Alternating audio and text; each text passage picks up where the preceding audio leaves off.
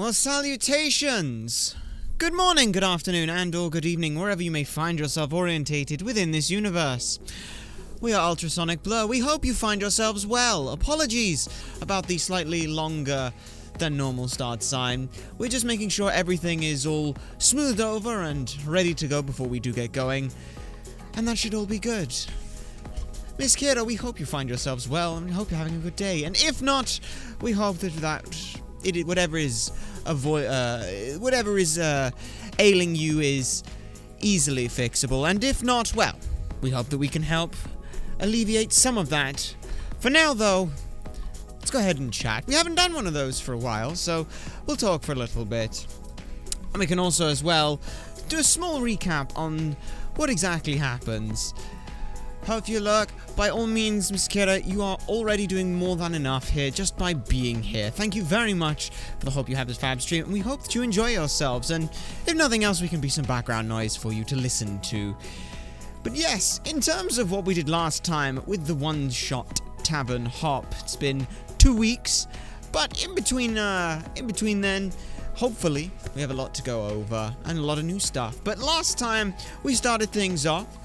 Our character, Swiftwisp Short Shadow, had received a letter asking for their assistance and expertise with regards to a job, and not one to turn things down, they arrived at the location, which turned out to be a lovely, very nice bar, which was, well, far from where they had normally been. They met up with their now employer, who'd asked them for a little assistance when it came to a tavern trip that they were planning. A couple of taverns that they wanted to go across before finally meeting up with their fiancé at the end of this.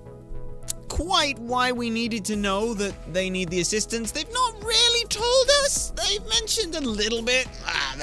There's something of someone who has a few possible enemies, but they don't want to cause too much of a fuss or distraction. So that's what we're here to try and help with. As for how that's gone so far, well, we've kind of got to know them a little bit. We had a couple of drinks at this first bar that we went to. We stayed the night since they may also have had one too many, and by one too many I mean about 8 drinks.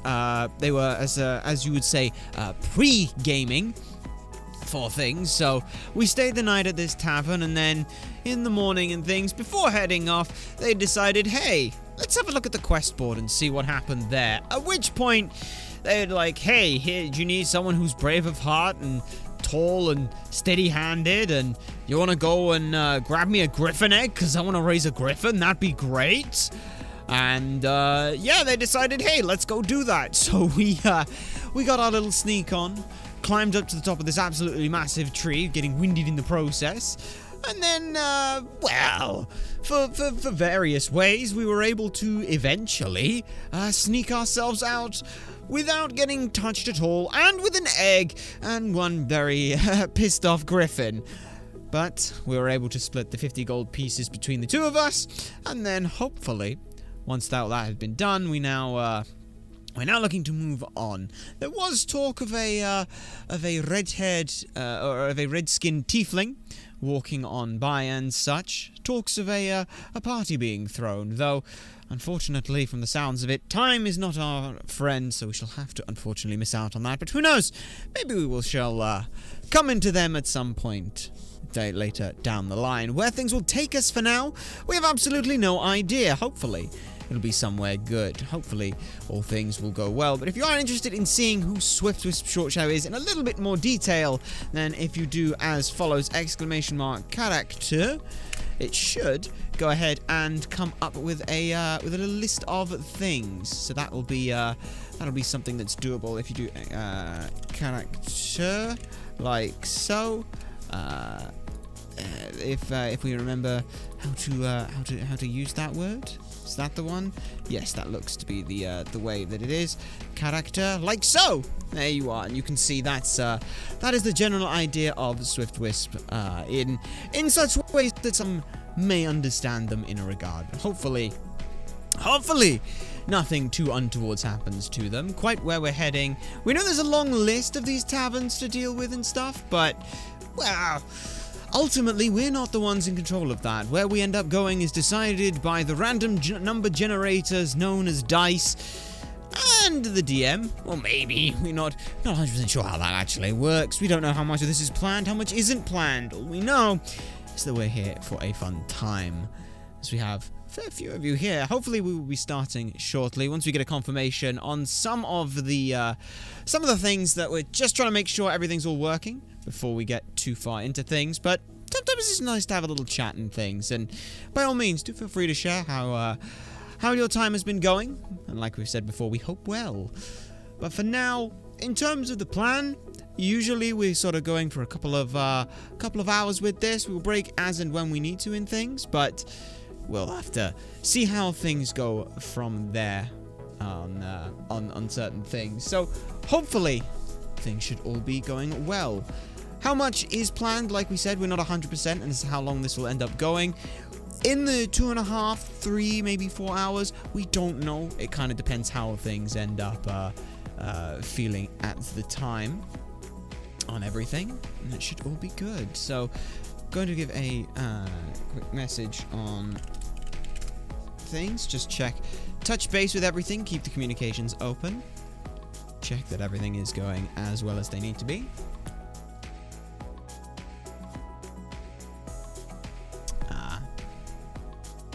Well, we just get confirmation back on if we are ready and going. We'll get a touch base on exactly how things are, and it does appear that yes, we are indeed looking to head ready. So let's go ahead and unmute on the systems there, and that should be open. Let's also go ahead and get the correct atmosphere going with the audio. So yes, we'll go ahead, pull that, and where did we put the audio that we needed? Here we are. That should do quite nicely, and we will head once again back on into the tavern. And salutations, Master Castleford. Hello. So yes, we have done a small rundown with regards to some of the bits. Was there anything in particular we missed, or any other things you wish to add? That was pretty much where we ended last time. Well, by all means then, where are we off to, and where are we right now? So, as of right now, after a bit of traveling and stopping by Val's place for a moment so we could grab a couple more things, they're outside a place called the Dancing Horse. Very interesting. Dancing Horse, eh? Well, seems like a nice enough spot. This one on your list, Val? Yes, it is, he says, and he's holding a very old, withered parchment in his hand that's got at least like 20 names on it. You can't quite make all of them out, and a couple of them are in a language that you don't understand.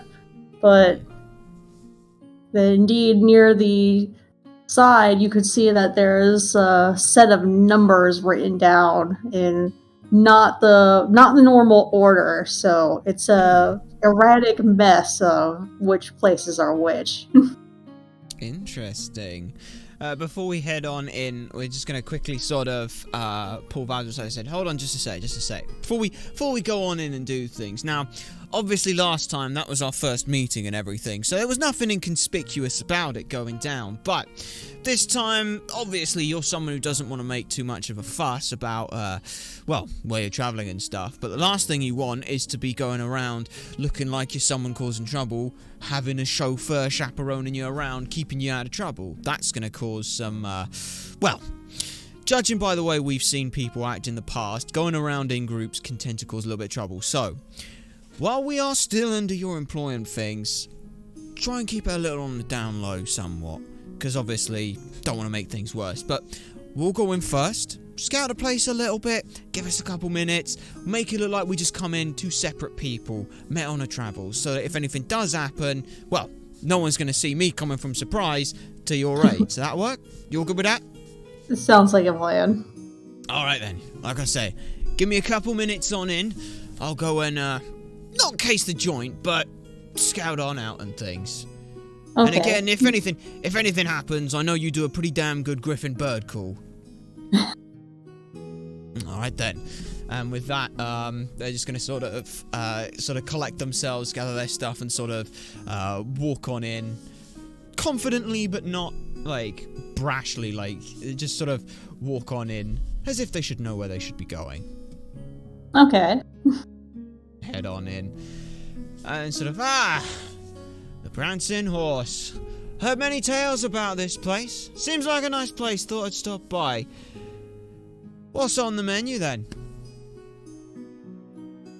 So, from the outside, the dancing horse looks like a very lovely, relatively new-ish building compared to some of the ones around it. And it's got a few people outside drinking drinks, eating food, talking, having a very nice, lovely time. And the place seems very welcoming from the outside, and it seems just as welcoming as you walk in. Well, nice enough looking place. We do sort of a quick survey. Not so much as a sort of like a general idea of the surroundings, but more just trying to clock an eye on who's here, anything like that. If there's anyone that could potentially be someone who might not necessarily be rowdy, but if there's someone who may be drunk or someone who may be potentially causing some trouble, looking for an itching for a fight, that kind of thing. Just a rough idea, as well as keep an eye on, like, alright, there's an exit, there's a window, there's a barrel you can stuff someone in if needed. So you don't see anybody like that. Like, the rowdiest of the bunch appears to be two halflings that seem to be having a giddy time, but not necessarily like a malicious fashion. But nobody seems to be acting that way.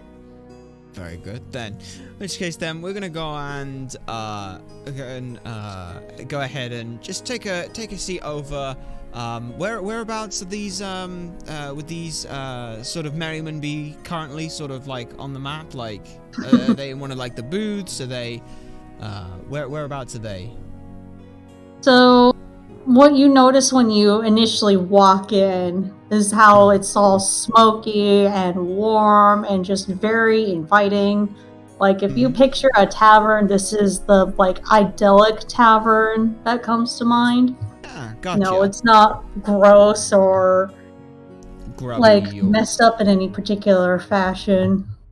very And there nice. seems to be different sized seatings for like smaller folk. Like, there's a mix of like halflings, goblins, humans, dwarves, elves.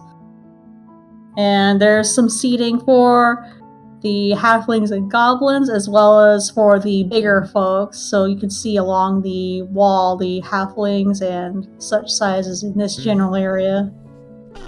Very nice then.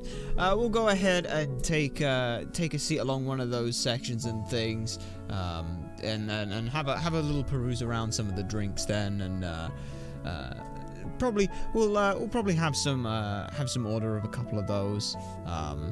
Again, just trying to keep a little low profile, but not a inconspicuousness, but obviously not being so inconspicuous to stand out in doing so. After all, we're just a happy-go-lucky traveling halfling ourselves, not here in any regard for any personal in any personal affairs of any half-elves at all.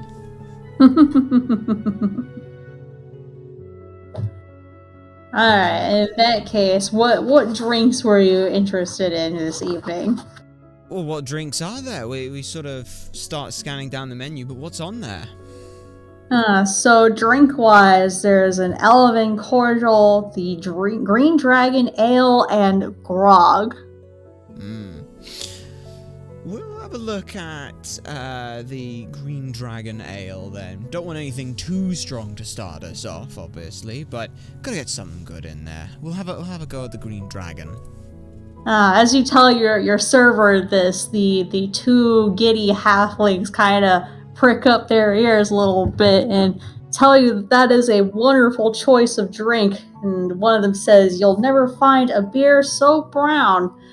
Although there's a couple of people in the background who scoff in their general direction as they drink their own, probably slightly different drinks. So the server brings you a glass of the Green Dragon Ale. My thanks to you, and my thanks to you, my other halfling friends. To merriment! As he sort of raise their mugs up to toast with you. Likewise, also do so, and then take a good couple swigs of the Green Dragon. Definitely good. At this point, we're sort of kicking back, enjoying the sort of festivities, ever so often glancing to the door sometimes just to see when Val does start to come through. But other than that, it's just genuinely just enjoying this ale, because it's a very nice one. Alright, so Val decides to come in shortly after you do. And he sees the bigger size seating over here, which is a little better suited for him, and decides to sit at one of the seats at the end. It walks past you and tries not to, make it obvious that he already knows you in order to keep up with his appearance. Yeah, we do a sort of gentle, a friendly tip of the hat, like you would do to a stranger who you definitely don't know or are contracted to escort along an area. those general kinds of situations and things, as we sort of try and perk in on a little conversation with the other halflings, enjoying their merriment. Yeah. As Val is going through the place, he notices that there's a whole bunch of different paintings along the walls, and they're all very different and very beautiful. And he might get up and take a closer look at those in a moment. But the place is not terribly crowded, but there are a decent number of individuals here. Like I said, of all different persuasions of the halflings, goblins, orcs, humans, elves. Yeah. So he's glad that he doesn't feel terribly out of place here. Like we said, we're gonna try and keep a little conversation with the sort of the two merriments of the halflings. As the most loud and rambunctious of them, they're likely the two that could get themselves into a scuffle with anyone, so at the very least we sort of not babysit them, but keep a listen in on them, try and get involved in some of their merriment and things. So what brings you out this way then, you two? Didn't think I'd be seeing another one of us this far out. We're regulars here. We absolutely love the ale, and we love singing and hanging out with everybody who comes by, and we absolutely love this place and have been coming here for years. Well, I can understand why. A beautiful place, and like you said, Green Dragon can't beat it. Not a beer is brown, eh? Aye, indeed. No, they again just sort of raise the glass to go in and clink it and take another swill of that, because it is genuinely pretty good. They weren't wrong.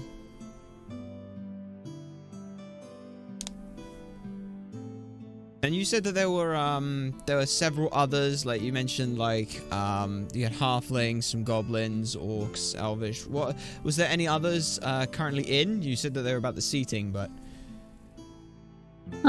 so the barkeep, the first person you saw when you walked in here, you didn't initially think that much of him. He is a older gentleman with some very stylish facial hair with mutton chops that connect to a mustache. But as you sat down, you notice when he's pouring the drinks that he has a contraption in place of his left arm.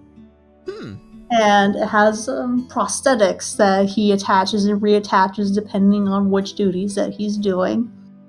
And you also see that sort of in the back in the kitchen, you see several orcs, including whom appears to be the head chef and orc woman. So they're in the back. There's also, you've already met Griffin and Carrie.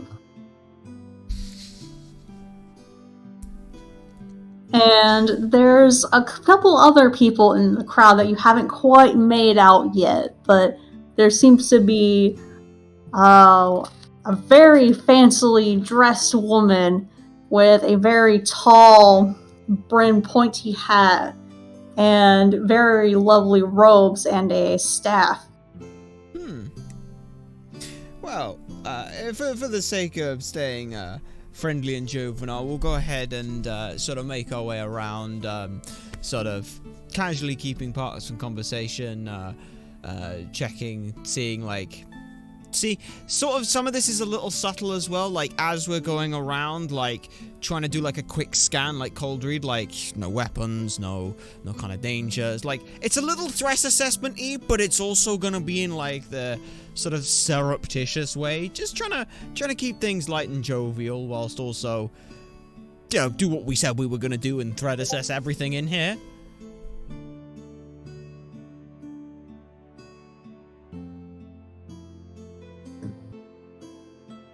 In that case, what area or whom do you want to approach first? Well, the most obvious one is the very regal woman, obviously, with the staff. You mentioned them, but the thing is there was no one else around them, so either they're very, very powerful, or there are others here with them, or, well, they maybe don't just know. Either way, they're definitely someone who seems to be of interest here, and at the very least then, it means that when we make conversation with Val, it won't look quite so strange to have done so. So the wizard is currently talking to the barkeep, and she is trying to find something that she has misplaced. You lost something, love. Sorry, didn't mean to pry into the conversation. Just couldn't help it as it stands. So as you approach closer to her, you note that she is definitely very tall for an elf. That you could tell when you approach a little closer that she is indeed an elf. And she is quite old for even an elf, and her hair is long and silvery. And she's got little crow's feet under her eyes, and she's got laugh lines.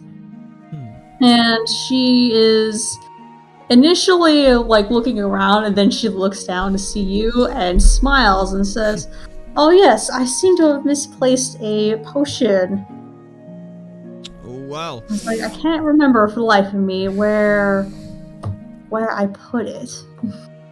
Well, of all the places to go missing for a liquid, a bar or a tavern certainly is a dangerous one.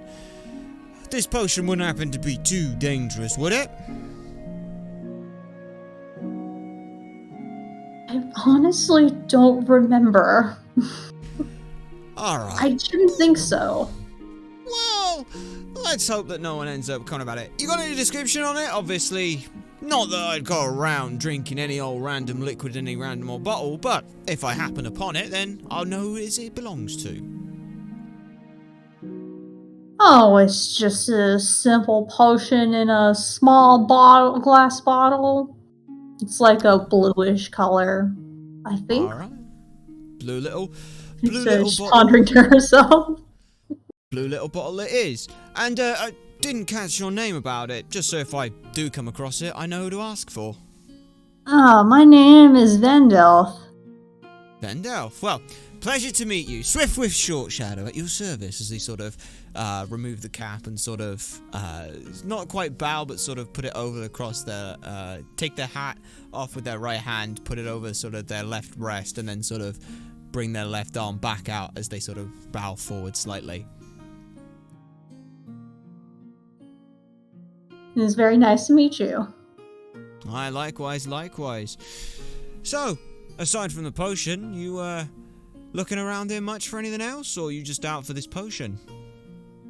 Oh, I just returned from a very long journey, and I'm here to catch up with Barkeep. Friend of yours? Very much so. Isn't that right, Burton? And he smiles and chuckles. He's like, yes, go way back. Longer than, I don't know. Do you even remember Vandal? And she sheepishly looks away as she's not 100% sure. She couldn't put a year on it if she tried. Well, here's to many more then, eh? Sounds like you two have gone well back. And many adventures to talk of as well. I'm sure there's a story or two behind the arm, if you don't mind me asking. Oh, it's just back in the day, back during an adventure. One heck of a fight, but as you might be able to guess, I won, ultimately. Aye. Sure it cost you an arm and a leg to do, though. Sorry, low-hanging fruit and all that. No offense meant, of course. It was really a fight against my father. And he completely lost himself. Oh. But I digress. My apologies for that. So you open up the tavern then? This is the second iteration of this place, actually. Alright. The original place was... I came here along with many of the other soldiers that I was with and stayed here, and I love this place, but it burned down entirely, and the original owners didn't want to put it back together. So I decided, with my own funds after I was medically retired, to rebuild the place and try and keep it together and keep it as I remembered it, with maybe a couple changes here and there. Well, you know what they say. Flash fires fertile the soil, from which new things will grow. So, like you said, brought it back up in place. So you get many around here then? I see you got seating for all sorts. Yes. You can get all kinds of folk over in these parts. It's quite lovely. I'm happy to see everybody who comes by from all walks could find a place like mine and get that comfort that I once had when I first found this spot. And it is greatly appreciated seeing some seating that's available for us. You have my thanks for that. You are very welcome. Aye. Speaking of that kind of thing, got some drink in me. What do you do around here for food? I did spy a couple of kitchen staff by the looks of it. Yes. So, he goes underneath the barkeep, and he grabs a menu and hands that to you. He's like, here's our fine wares for this season. So you see a series of appetizers like boiled butter taters and potato onion soup, cabbage sausage and potato soup, and elven bread. So lots of potatoes. We'll take the appetizer of the simple buttered potatoes to start with. Very versatile substance, the potato from what we've heard. Boil, mash, stick in a stew, all those kinds of things. Indeed they are. I love growing them and making them in all kinds of different ways.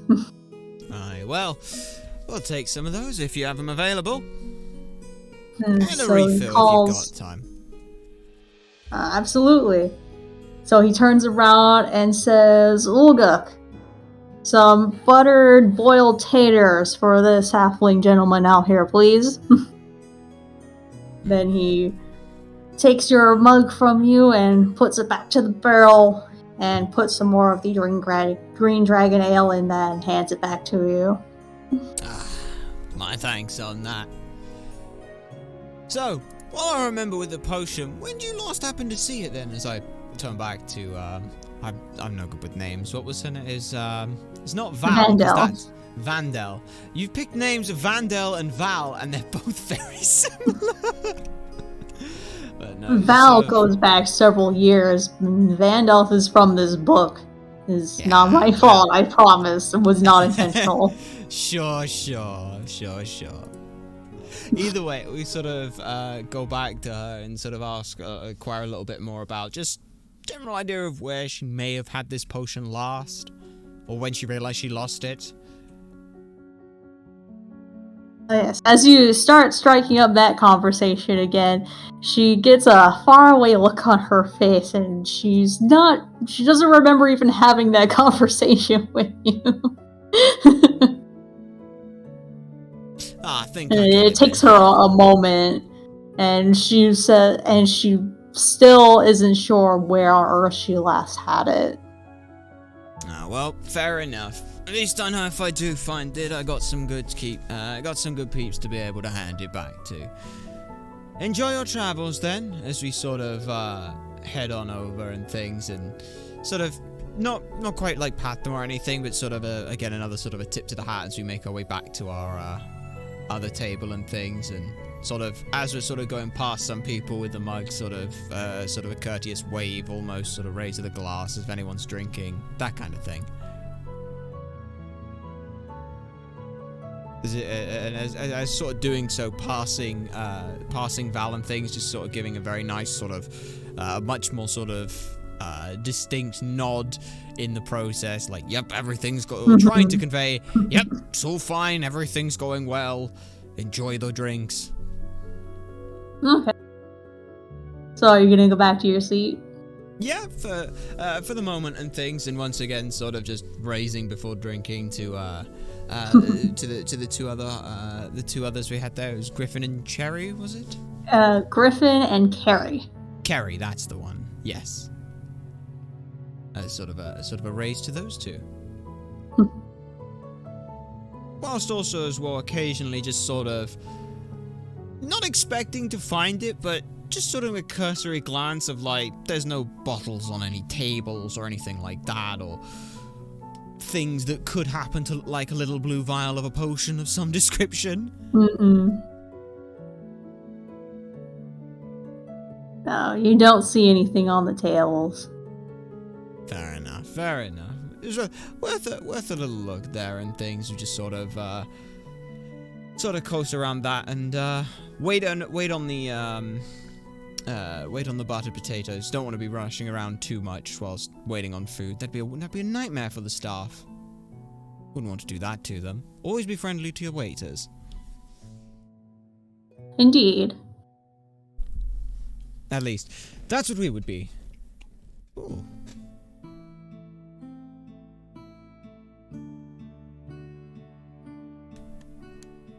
Try and put in some of the other people in this place. as you notice them as you were walking from Vandal, you notice in the back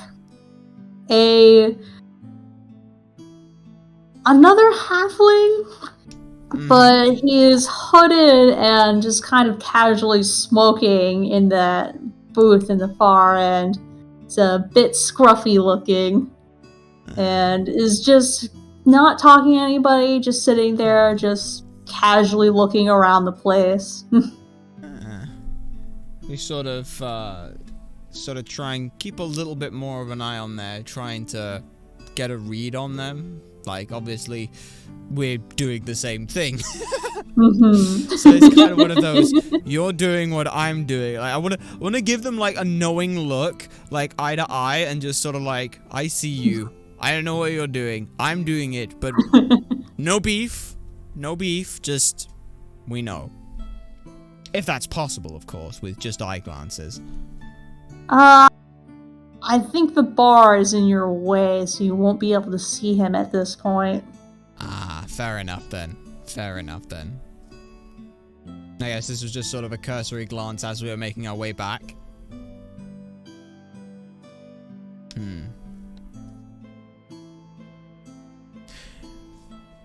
In which case, then I'm gonna try and flag Val's attention a little bit and sort of try and get a subtle sort of point to them, like, keep an eye out for that one.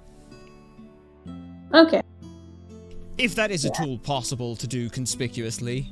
Also trying to keep a count on how many drinks Val has had. Val's only had 2 drinks so far. Yeah, it's the so far part that's the problem. Look, this is like a little bachelor journey. He's not gonna hold that far back on having a few drinks. Oh, I don't expect him to, but just like I've said before, I do not have the physical capacity to carry him somewhere. Yes. You see that the drink that Val has is a hot drink, and it smells very strongly of coffee, but there's definitely also alcohol in it. So it's an Irish coffee. It is the grog. Ah, interesting. I suppose that is the perfect way to describe coffee, in all honesty. Our apologies, we know you have an affinity for the coffee, so that'll do. Yeah, it's sort of, again, just sort of cursory glance. You mentioned Carrie and Griffin had been sort of causing merriment. They're still sort of going through with that, keeping light conversation. We've had Vandelf as well.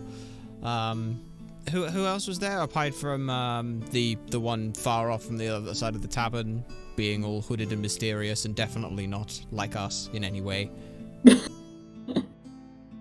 The other people in the bar don't seem to be of much significance. There are others there. There's other, like, humans and other dwarves there.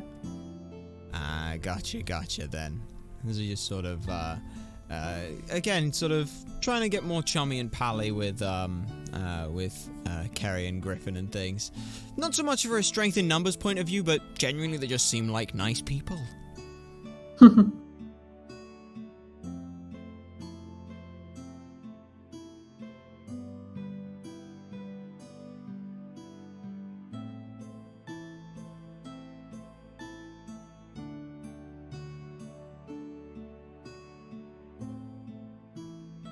About 15 minutes or so, one of the dwarven servers comes out and brings you your buttered taters. Ah, my thanks to you, and my compliments to the chef as well. Just sort of dig in on that. Because, you know, despite having, like, the rations and stuff in the backpack and things, we're trying to just enjoy this. We don't come out this far very often, so we may as well enjoy ourselves as much as we can, given the situation. It's part of the reason we actually decided we wanted to go in first was because genuinely we haven't been this far out. We haven't had the excuse to go and do this, so this is not so much a chance to cut loose, but more of a sort of a nice experience, and wouldn't want to waste it.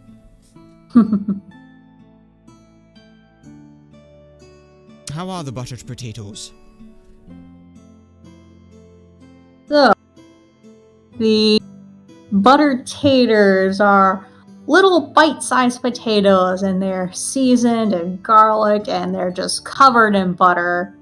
And there's just chunky rock salt and more seasonings, and they're quite delicious. Very good. I assume they go very well with the Green Dragon Ale. Oh, of course. We'll finish those up fairly nice and things. Once again, we'll sort of head on over. This time we'll sort of make our way over to where Val was and things and sort of strike up a light conversation as if we were strangers and things, and sort of clinking the drinks and stuff, just to sort of do that. And as I do that, I will sort of start slipping in some light mentions of, like, the other people, trying to be subtle about no one else seems to be a problem, but just the one person who's sort of in the back. And from this sort of angle and things, we're doing the hey, there's someone looking at you, but don't look at them kind of situation. If at all possible from that angle. Ah, there they are. We can see them now on the thing. There we go. Just zoom it out. There we go. We'll just zoom it out a little bit so we can see it of the whole thing. There we are.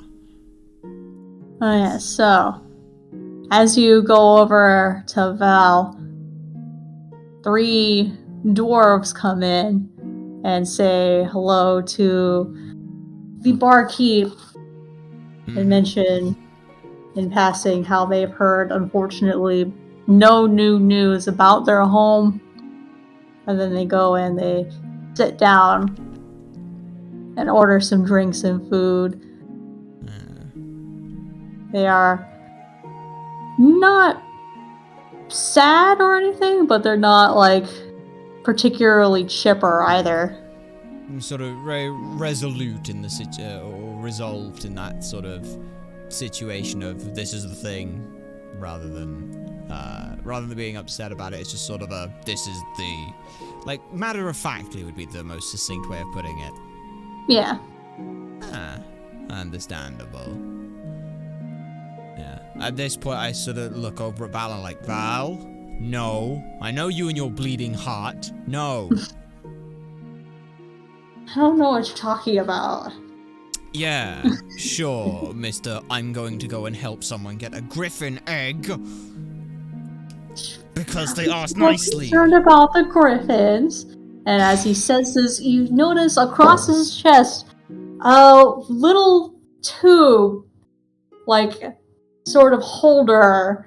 And you realize that there is a bit of an odd smell coming from Val. You're not sure what it is. Val, you have washed recently.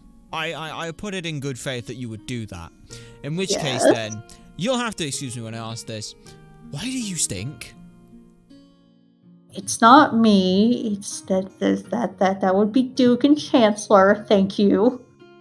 That would be what? So you realize that there's, like, a little fold, and he sticks his hand into, grabs into the tube, and pulls out a small, like, weasel of sorts. A what? This is a ferret. This one is Chancellor. He's kind of sleepy at the moment. As you can see, he's very limp, almost looks like he's dead. But except for the part where, like, you know, he's pliable. So understand. Val gently tucks him back into the tube. And it's like, this is why I stop back at my house. Like, I'm fine with my pets being at home for a day, but I'm not going to leave them for terribly much longer than that. Okay, so you've gone ahead and brought 2 pets into a tavern. Yes. They've been on trips with me before. Right. Okay. Okay. And I assume you've checked, of course, with the barkeep and anyone of anywhere we're staying that they're fine to bring in. You have done that. The guy's got his ferret right there, and you can see this one human dude who's, like, letting his ferret eat some food from the bowl. And it's like, he's totally fine with weasels, ferrets, stuff, and the like. They're very wonderfully crafty animals. I adore them. And I do agree with you on that. They certainly do have their merits and things. Mm-hmm. That said, you could have told me that's what you were going for. I wouldn't have minded. You don't got to keep secrets from me, Val. Trying to keep any secrets. I was just bringing my pets along, and I figured that you wouldn't have even noticed them. Mate, I can smell the stench from here. How was I not going to notice them at that point? Hell, I'm sure anyone else in this bar could smell them. Hell, I'd say the only person who can't smell it. Hell, I'd say the only person who couldn't smell it is the one with a ferret of their own. Anyway, just... I can't look out for everyone, and like you said, they're crafty little buggers, so good luck if you lose one. Ah, yes. And then you hear between the 2 halflings you've been talking to a very loud, Pamwell, you're here. It's about time you made it. And so this very, like, shy, sort of reserved-looking halfling then walks in and joins the bench where Griffith and Carrie are sitting. He doesn't seem to be as excitable as the 2 who are already there, but they seem very happy to see each other. Yeah, I sort of lean over to Val and said, those 2 don't seem like too much trouble. good-spirited chaps, though definitely a very rowdy bunch. Shouldn't be too much of trouble. Just keep an eye on if they get any drunker. Wouldn't be too good for it. Like I said, no. Biggest concern is Mr. Dark Cloak and Scary over the back. I'm probably going to send a drink over that way just to try and make some contact of them, but... As I sort of flag down a waitress and things, sort of slip over a tip and say, you know, get a drink of whatever the gentleman at the back wants. And just sort of do that and say, let them know it's from me. As a simple way of trying to get contact with them without too much sort of confrontation, and obviously a drink would definitely be a decent way to do that. Who doesn't love a hearty drink, eh? we hope, at the very least. That's the plan. Let's find out if it gets received that well. Ah, yes. Then, as you're talking about this, another person walks into the bar, a half-elf. Mm-hmm. He heads to the back and decides to sit. And pulls out a book and a pen. And seems to be doing some translations or something of the sort. Can't tell exactly what. Yeah. And at this point, I sort of sit up and things. Said, anyway, I best get back to, being inconspicuous. Sort of winked to him and said, and then sort of more loudly, well, it was good meeting you, my friend. Safe travels wherever you may be headed. I best be off too now. And then Val just raises his glass and gives you a nod and has a bit more of his drink. Mm-hmm. And likewise. At that point, I'm gonna head, might be interested in the in the book translations there, so sort of make our way over to them. Can I get a drink, my friend? Half-elf looks up to you and smiles. He's about to light his pipe for smoke, and he nearly drops a couple of sheets of his pages, and they're written in all sorts of different languages, like a couple you recognize, but most you don't. And, he nearly drops his pipe when he sees his stuff fall on the ground, and then he reaches over to pick them back up. And he's like, yes, thank you. That would be most appreciated. Aye. Well, what you having, my friend? Oh, goodness. Well, I'm definitely going to start with water, and then maybe I'll have some ale later. But I want to have a little bit of focus for these pages that I'm currently writing on.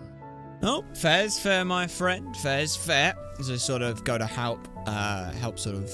Did you say that any of them actually fell, or just that they were about to fall and they sort of caught them before they did? A couple of them did fall. Yeah, we sort of help pick up a couple of them, hand them back on over. Thank you. Not a problem, my friend, not a problem. May I ask what exactly you're working on? Seems like quite a bit of work here. Oh, yes. I'm a writer, and I'm currently working on a book, and oh my god, these books are absolutely just my life's work, and I have so much. If you're willing to sit down, I can talk to you all about it. Well, by all means, my friend, the night is still young. I'll be happy to listen. Yes, so he is just absolutely thrilled to tell you all about all these different characters and this world that he's built and this crazy adventure that they're all ultimately going on. And he does admit that some of it is inspired by what you see in a few of the paintings that are around this place. So he points to the snowy mountain painting and talks about how the adventurers go there, and then to the marsh paintings and how you have to be careful about what's in the water and to not follow the lights. And he also absolutely just goes into a grand detail about the painting of the White Tree and the vast kingdom that that place encompasses. And he could keep going for hours if you let him. I sort of get through some of these as you start mentioning the painting and said, well, you certainly do have quite the active imagination here. I hope to be able to read more of it when it's finished, my friend. I will definitely be doing my best to get this published in every single corner of the world. Alright. It sounds like you've got plenty ahead of you. Name Swift with Short Shadow.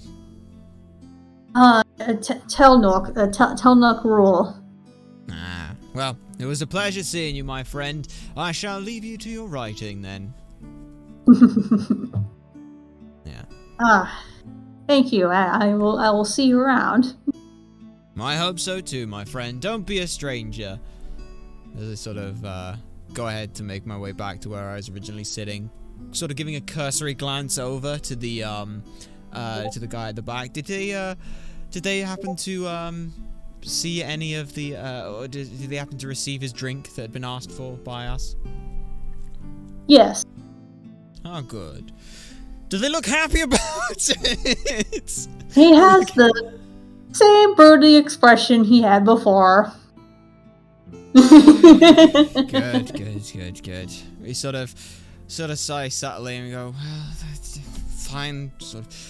And just sort of head on over that way, trying to look as casual as possible and non-threatening as possible as we sort of head on over to them, to not so much strike up a conversation, but just scout, check, make sure everything's going all right.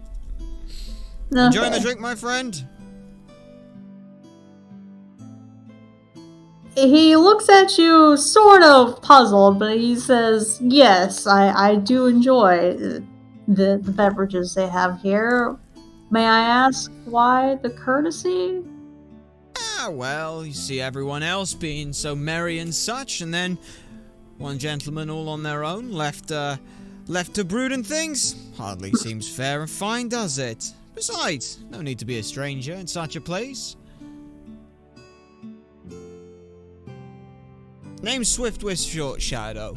Don't get out much of these parts, but I would have thought it wouldn't be wasting the time if we didn't enjoy the sights around here. And the ale, too. Indeed. He's looking at you with a wee bit of suspicion, but he introduces himself as Treater. And he is a ranger. Wow. Pleasure to meet you, Mr. Treater. Is there anything at all we noticed closer up that we wouldn't have been able to do so from further away? Well, I mean, you get a better look at his cloak, and he's just wearing normal, he's wearing normal clothes, just normal cloak, normal pipe. He's definitely, it doesn't look like he's washed his hair in a while. It's just, long, oily, black hair. But there's nothing particularly noteworthy about him as far as you could tell. And none of the other customers around him seemed, fazed by him or bothered by him in any meaningful way. Fair enough, then. We just wanted to make sure that the reason that no one was unfazed or unbothered was that they weren't actively trying to not be fazed or bothered by him or actively avoiding them in any real capacity. It's more sort of, again, we're just making sure that everyone here is a good person who isn't going to be causing us too much trouble and things. But what kind of feel do we get with the conversation from them? Are they sort of more friendly? Are they sort of doing it out of courtesy but they'd rather we leave? How are we perceiving them right now? Definitely reserved, but he's not hostile or angry or anything of the sort. It seems like a very focused but calm sort of vibe that you get from him.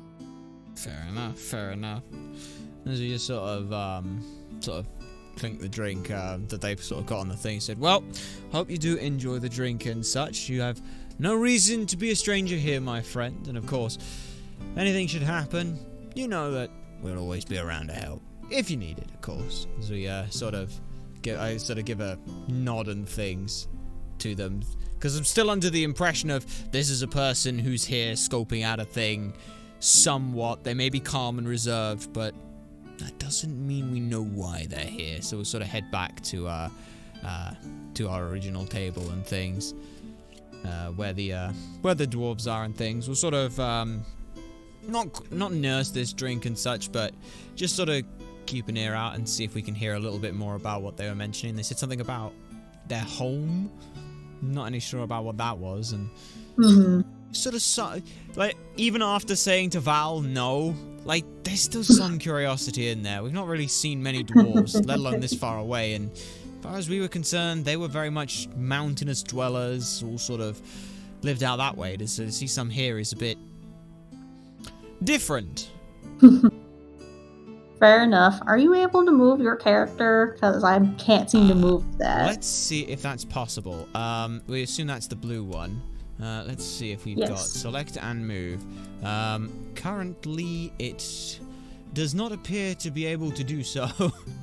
I have no concept of being able to move stuff, so that's a thing. That's awkward. A little, but well, the map's more to visualize what's going on than most. At least it's there for us. Yes, we're back over by the small blue dot. The small blue dot that's not over by the bar, because that's someone else. But yes, that'll work for that. As we try and listen in a little bit to see if we can hear any of the conversation from the dwarves. So, as you sit back in your seat and you drink some more of your drink, and I don't know if you finish your taters or not. Oh yeah, I finished those before we left. They were good. Fair enough. Indeed. Yeah, so you see that while they're sitting at the table that they have a few instruments with them. And you get the impression that they're probably the main entertainers. It is somewhat early, so they probably just haven't started yet. And they are, like, sort of talking amongst themselves about, like, how are we going to get it back? How we need to meet up with the others, but in sort of, like, hushed voices, so you're not exactly sure, like, the specifics. Yeah. At this point, what I'm going to do is, as someone who has some kind of business card or something akin to a business card, we just want to sort of very casually take it out of our pocket and sort of try and throw it onto their table, just so that they've got it, because obviously while we're out here, we may as well offer our services to those who need it. It would be crude if we didn't do so. So we just sort of try and sort of sleight-of-handedly sort of flick it onto the table, like you see someone throw like cards just to try and land it on their table. I mean, if you're gonna try and like fling things, like I'm gonna ask you to roll for that one. Yeah. I mean, it's gonna be sort of very, very, very, very subtly and things. We're not just gonna just like straight up like whip a card at them, but sort of more, sort of a gentle toss across the table, so it sort of lands on there for them. Go ahead, roll for it. What would you like me to roll? Just a straight D20 or sleight of hand. A sleight of hand. Okay, well that is our dex, which is a +4, so we need to do /roll 1d20 +4. 17. Very good. You successfully fling the card onto their table without it landing in any of their food or drink, or it flying off on the other end. Sweet, we looked cool doing and that. They all pick up their heads and look in your direction. And they're not quite sure what to make of you. And so the eldest one, she's the most puzzled and asks you why you're giving this to them. If you ever need someone for any assistance on anything, just someone you might need to know. Offering a hand where possible. And sort of give them a sort of an upwards nod in the process and things. They sort of take another business card and sort of twirl it in my hands before putting it away to show that that's me. In regards. After all, this is a business venture. Now we looked really cool doing that. As you just sort of spin the card around and put it away. Ah, very nice. Yes, we looked cool. We looked cool to a bunch of cool people. It's every 5-year-old's dream.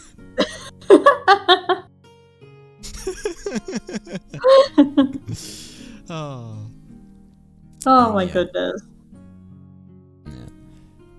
And so our sisters perk up with interest, but she's a little less like impressed when she looks at you, and against her better judgment, she says out loud that it's like, I don't think you could handle a red dragon, so I'll keep this in mind, but I don't think you're ready. Fairly true. Still, if you ever need a hand, ever need someone small, sneaky, I can get in and out of places. Always happy to help, if the pay's right, of course. I think I know somebody who is a bit better than that in that regard. And literally, like, almost as if it's on cue, somebody pops up in the middle of the tavern as if they were invisible and are now visible. Another halfling is in the center of the bar, and much to the delight of the other 3 halflings who are already there. Then Griffin cries, Milo, you gave me a start. Good lord, man. I sort of look over at them, bit puzzled. You didn't see them at all come in or anything like that. Just a bit. So I just sort of look back over at the other and go and sort of tip my hat and say, well, touche. We can't do it. We got magics. Can't do that. Damn it, we got the cool card and everything.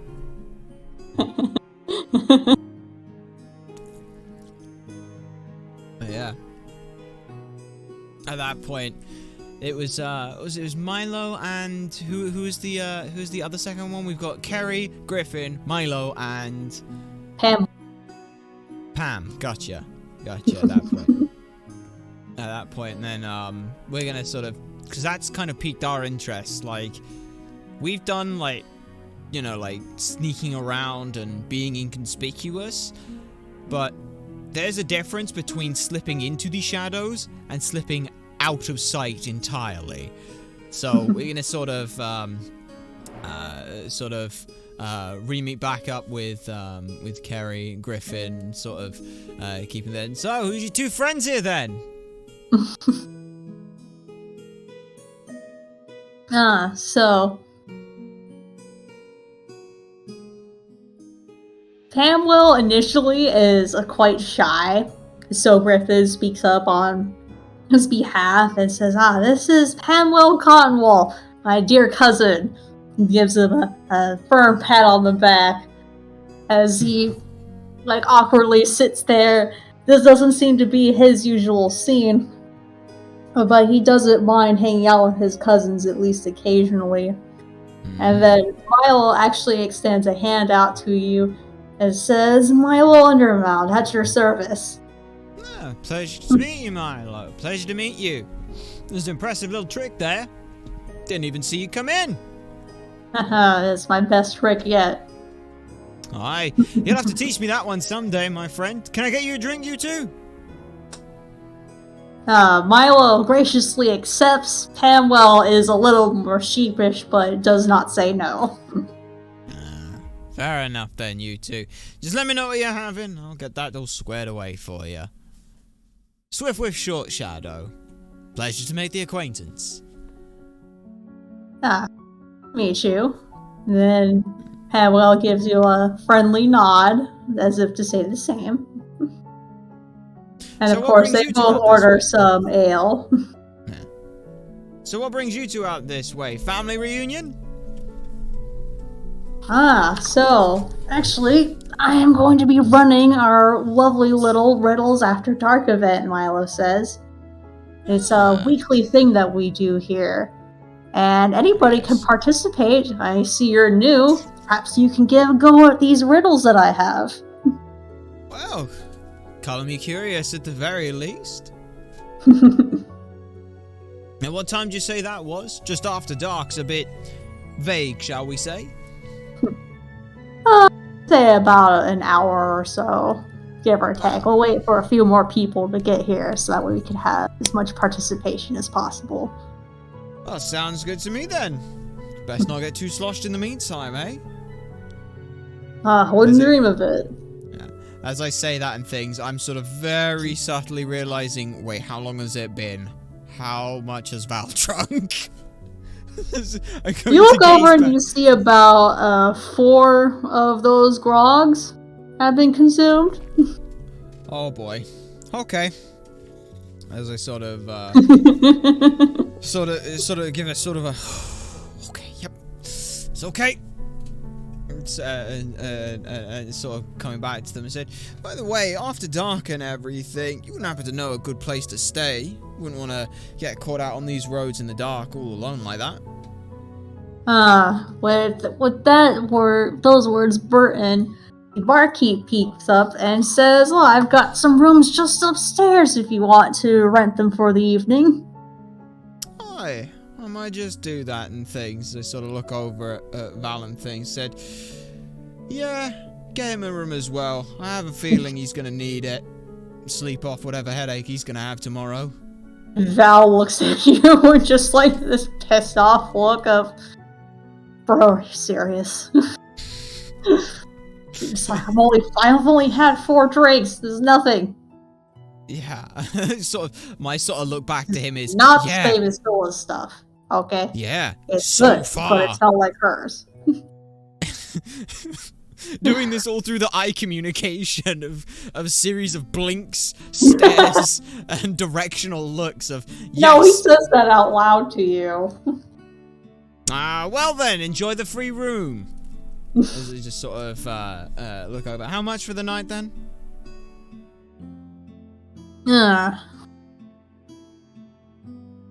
So all of our rooms are upstairs. And that'll be 2 silver for 2 rooms. Alright. Well, I'm gonna have to go with a single gold piece then of the one of however many still remaining I have. It's some number less than 25, I know that much. Hopefully we haven't drunk our way through 25 gold pieces. That'd be awkward. No, even close. Good lord. No, I didn't think so, but that's fine. That's fine. Like we said, we'll toss the gold in as well and sit and sort out the rooms then.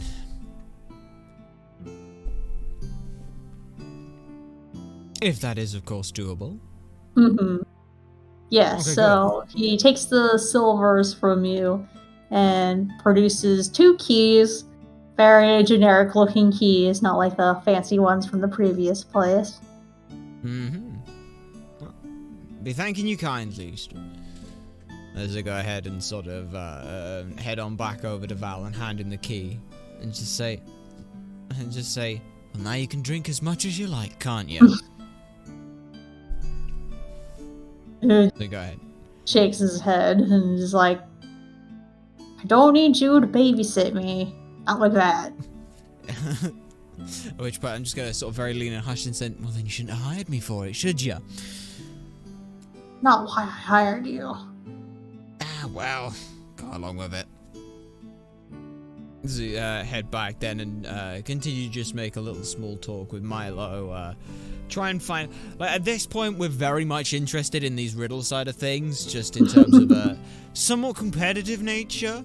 but not like oh my god, we absolutely have to win this. It was more a case of just this seems like a fun thing to do. So we're trying to not needle him for information, but subtly find out, like, what kinds of riddles it could be, like, how long they've been sort of doing this, what kinds of things they do, any information that might glean us some idea how they work and how they come up with these riddles. Of course, while still being friendly and...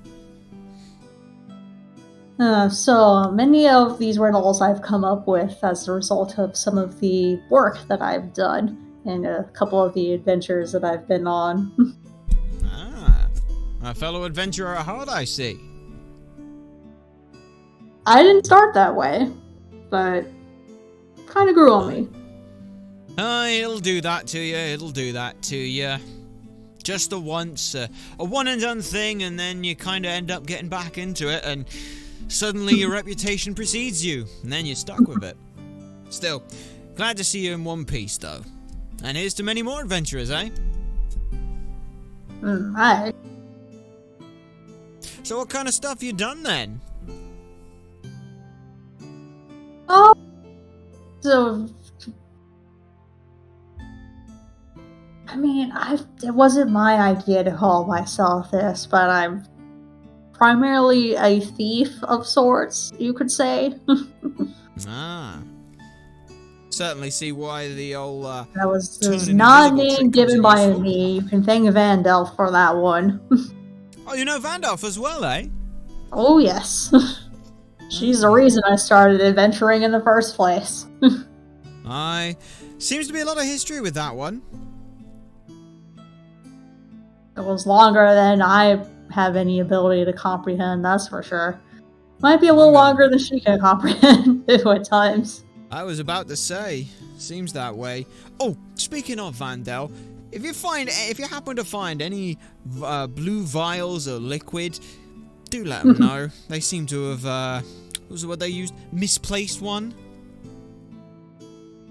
I'll keep a lookout for that, he says, looking at Griffith and Carrie with a little bit of suspicion. Do I see anything on Carrie and Griffith when they're doing that? No. No? No, they just sheepishly look away, but it doesn't look like they have anything on them. Aye. Well, fair enough.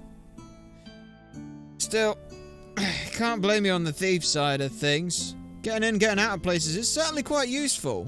Though, obviously, what you're taking from the place is the important part, right? I agree. Do you have any experience in that yourself? What, taking? Well, the breaking and entering side of things, sort of. We're a private investigator of sorts. We understand that sometimes the law can be constrained and a little slow in some of the things, so when someone needs something found or any dirt dug up, that's where we come in. Try and do what we can, and as cleanly as we can. Fair enough. Still, though, we're in a bit of a dry spot, so we thought why not take a little bit of time to enjoy life while we can. Life can't always be about adventuring, right? Don't I know it? He says, looking with a sense of tiredness in his eyes. Aye. Chin up, though. Many stories to tell the others, at least. Never keeps a dull moment, eh? It's definitely not. Aye. And what with these two as well. As I sort of gesture to Griffin and Carrie. Oh yes, right troublemakers they are. He punches Griffith on the shoulder from across the table as he says that. Oh, I can imagine these two. They're in here before us having merriment. Oh, really? Has anybody nearly dropped their plates yet? Can't say I've heard Griffith says, anything like that. no, we have not done that, and we have also never done that. It's only ever in jest, and we always catch it. And they all start laughing. I say, good luck trying to explain that to the chefs out the back, then. I would not want to be in your shoes. Yeah, they know not to actually let things drop, or else Olga will kick them out. Has that happened before? Possibly. If then Harry is just giggling uncontrollably on the other corner of the table. Sort of, well, duly noted. Do not drop the plates. I won't be throwing any plates around then here. Burton says, and you certainly keep that rule in your minds. Wouldn't dream of it, friend. The only reason I'm okay with you two being here is because everybody else enjoys your company. You rowdy rascals. He starts muttering himself as he continues making more drinks. Aye. So at that point, I sort of turn back to Milo then, so I say, it's a thief work, huh? I suppose you happen to know the three out the back in the corner there. Mentioned something about a job needing. Something about a red dragon as well. Mm-hmm. That wouldn't happen to be your doing, would it? No. That dragon came in and took over their home, along with a whole bunch of orcs and goblins. Aye. I went in there at one point and had barely made it out alive. I am not able to fight that thing by myself, though. Sort of very shockingly, yeah, I wouldn't be surprised. Impressive, you even made it out of there one point on you know, not any so much as a scratch on you. Dragons don't exactly have the nicest of temperaments to would-be thieves, shall we say. Well, I say would-be thieves, pretty much anyone. I know that firsthand. I'm sure you do. Must be quite a story you got on that one, then. It is, but it is not a story completed yet. Aye. Wow. You want stories, just look no further than over in the corner. As I sort of gesture back to, back over towards the right. Quite the imagination. Oh, Treater. Yeah. Quite. Not Treater, Telnock. Oh, the storyteller. Yes, the one actually writing the stories. Yes, he's a nice fellow. He speaks all sorts of things and writes all sorts of stuff that I cannot wrap my brain around. I agree if you with need you anything there. translated, you could definitely bring it to him, and he can probably tell you exactly what it says. He's the most renowned language expert that I've ever encountered. Aye, sounds He helped me with the useful. translation at one point too, which is very useful. Oh? You're sort of, again, trying to needle. This is still all under the guise of, like, could this possibly be useful knowledge for the riddle stuff? Just, again, needling and like, oh? What kind of thing was that, then? Just something that I found. I saw some writing on it, and I asked him what it said. Fair enough, fair enough. Sounds like a fun story for another time, then. Indeed. How much time has passed towards the riddle side of things? Probably gonna start in about 20 minutes. And with that, Philo excuses himself so that way he could set things up in the area, and Gesh and beckons Griffith and Carrie to also get ready to help him as well. Yeah. At this point, then, what we're going to do is we'd like to take a sort of a quick trip up just to the room and things, because we've still got our backpack and all our stuff and things, so we'll go ahead and just put that away in the room, also just check that everything's fine. Last thing we want to do is stumble up into these rooms, find they're in a terrible, terrible state. Not that we think they would be, but then we have to do the whole thing of trying to sort out the rooms in the middle of the night while it's late, and no one really wants to do that. So just get it out of the way early, and we'll go up and do that and sort of have a look at the room as well, if we can. Okay. Change the map!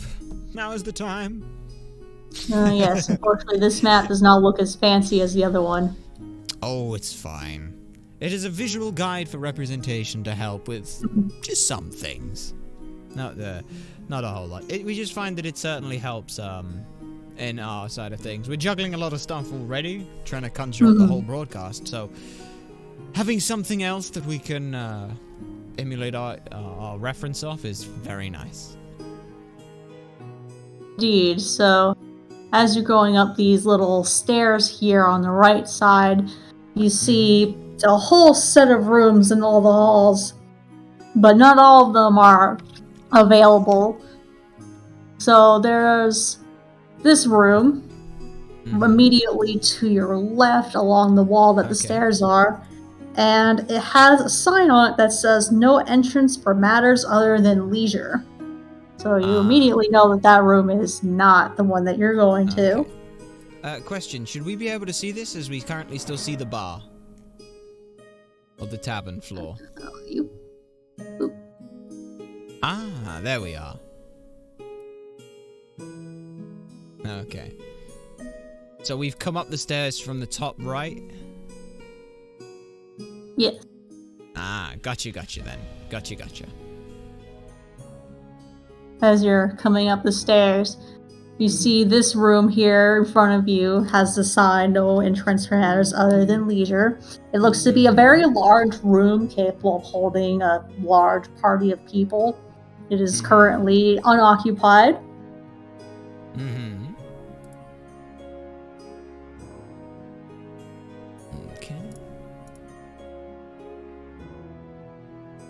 Okay.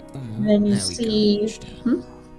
No, I was just checking to see if it's a little easier to be able to see some things. Now we have show the mouse to the screen. That'll work. There we go. Oh, yeah. So yes, you were saying? So your room is this one here that I put your little character in front of. It is a nice little modest room, and it is halfling sized. So you're able to... You're in a bed that is king size for someone of your stature.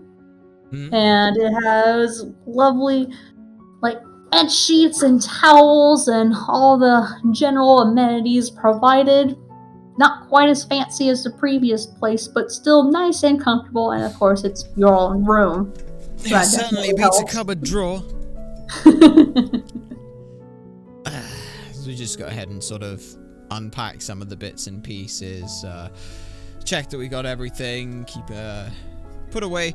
We'll go ahead and put away some of the backpack, just put that over to one side because we don't really feel like we're gonna need quite everything in there. We don't think that it's really necessary for us to be going around carrying ball bearings, candles, crowbars, hammers, lanterns, oil, curtains, ration, 50 feet of rope, a tinderbox, water skins, things like that. We don't really need some of those things at this point. PM? Don't worry about it. Those are for me. Fair enough. This feels like one of those rolls a d20 behind a screen, goes, and then writes something down moments. Interesting, yes. Just write that one away. So yeah, we're gonna go ahead and we're gonna just sort of chill out and relax and things. Was there you mentioned towels and stuff, those anywhere for bathing and stuff in the room, or is that a communal thing, or is it just the room? So there are towels. The bathing is outside in a general tub sort of situation that's shared amongst pretty much everybody. Gotcha. You line up and you use that basin to help clean yourself off in the mornings. Gotcha. Well, we got that then. We were going to originally say that we sort of rest up and things. We're just going to try and sort of, again, still in that slightly competitive mindset. We know we're not super deep into the drinks. We've had a couple throughout sort of the evening and things. So we just sort of try and sober ourselves up, just sort of sharpen the mind a little bit, just so that we can, because we're really interested in that now. That seems like a lot of fun, and there's something interesting to be had there. But, it will be starting in roughly 20-ish minutes or so. So, if you want to take a little cat nap, you can. First things first. Now that we've sort of put our stuff away and things, wouldn't mind checking, just quickly checking on Val, touching base with them and letting them know what's gonna happen. Then, what a coincidence! That's Val coming up the stairs right now. As we sort of head out the door and things here. Val.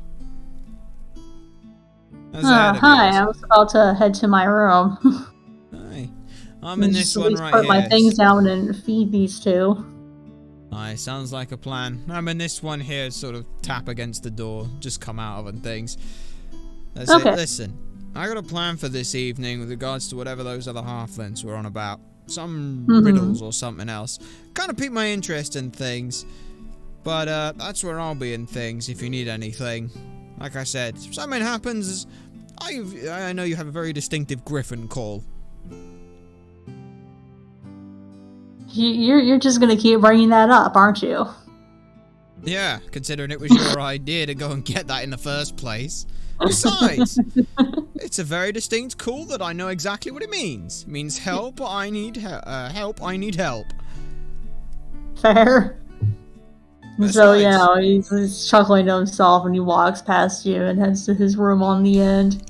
He gets one of the human-sized rooms for being a wood elf, after all. Fair enough then.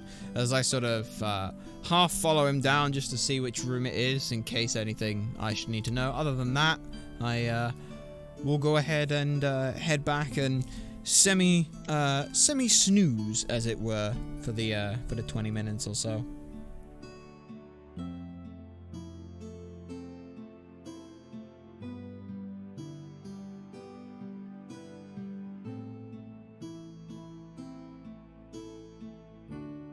Because we've got some riddles to solve. Some logic to determine.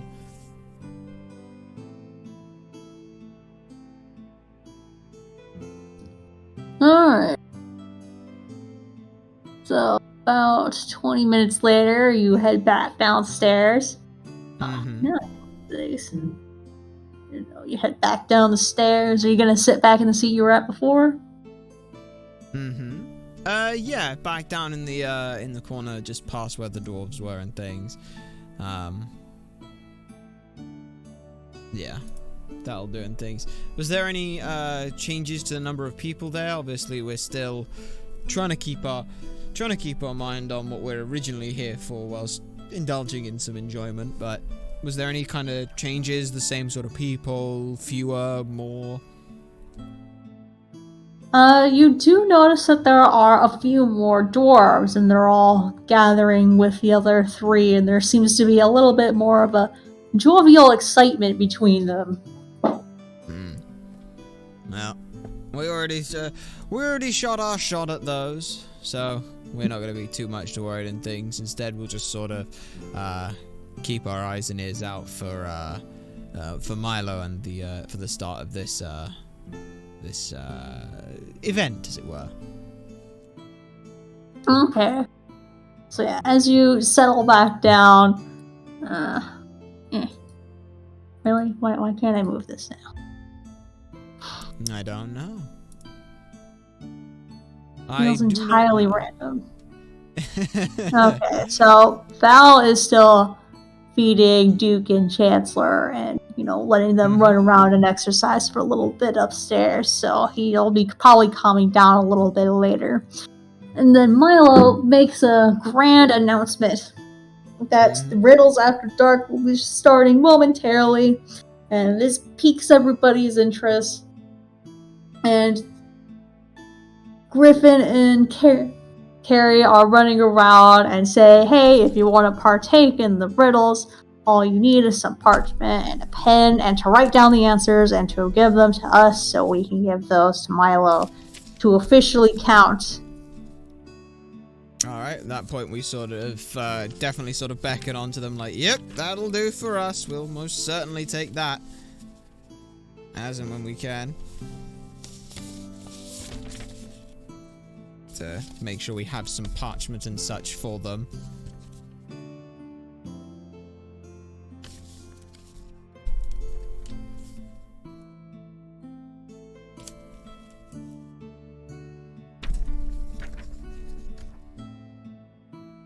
Will Val be partaking in this as well, or? Hmm? Maybe, if they can get them to move onto the map. Yeah, that would be ideal.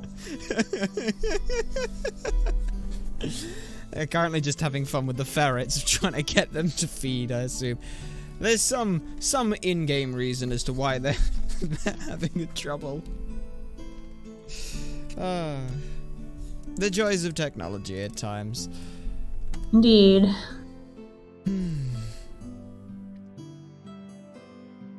Alright, so as everybody is, settling and getting their quills and their parchment out, Milo then states that he is going to start with the first riddle. Now, there's 2 ways I'll let you approach this. You can either actually go for the riddle and seriously try to answer it, or you can roll for to try and figure out the answer.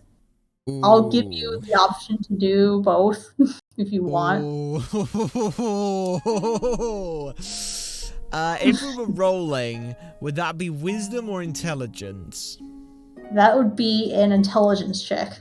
Or could it be a sleight of hand a dexterity check to steal the answers from Milo? No, we're not gonna do that. Doesn't have them written down. Fuck. No. So you would say it was it wisdom or intelligence? Intelligence. Okay, that's only a 12, so a 2 to 21. That's not particularly great. If you actually figure out what the riddle is, I'll let you use that as the answer. But you're not allowed to look it up. Excuse us? You would never! You would never! That defeats the entire point and integrity of this entire thing. And is this like... As people are, like... As a few people are, like, in the background, like, no... Milo then reminds everybody that the prize is something worth 25 gold pieces from his treasures that he has gathered over the course of his work. So that gets a few more people a little more intrigued. Question for you. Is it that we have to, if we say that we'll roll to answer, is that is it like we lock in, we're rolling for every question, or is it, here's question 1, do you want to roll or can you answer it? Is question 2, do you I will let you do that individually. I won't make you roll for all of them, roll for one. Okay. Alright then. Okay. Well, we'll try and answer as many as we can. Okay. And when we don't know it, then we will rely on the random number generator rocks. Are you ready? As we will ever be. Alright, so the first riddle. What has legs but cannot walk? Legs but cannot walk. Legs but cannot walk. Well, if it cannot walk, it cannot move. And if it is inanimate, then it is an inanimate object. So the answer to question 1 is a chair. As a chair has legs, but those legs are unable to walk. A similar variation would be a that has hands that cannot hold.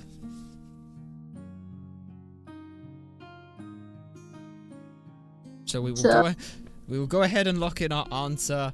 We'll sort of ponder and think. Legs but cannot walk. As he sort of rocks back on his chair, almost sort of catches himself as he goes a little bit too far in thought, but it's at that realization where it's like, yes, straight up, that's a chair. That's a chair. Okay. Sort of scribbles down the chair. Yep. We'll have that locked in. Okay, so Carrie and Griffith walk around and they gather the papers from everybody who's participating. Yeah. They bring those to Milo. Yeah. We just have a lovely signature of just 4 S's.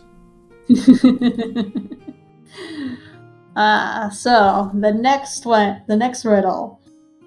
The more you take, the more you leave behind. What am I? Steps. Or a step. You take a step, you leave a step behind. in some regard. These are word-based ones, which thankfully our study of the English language has not been too bad at that point. So that is, you leave behind footprints, you take a step, you leave a step behind in the dirt of some description. That is where we're going for. So we'll put that down.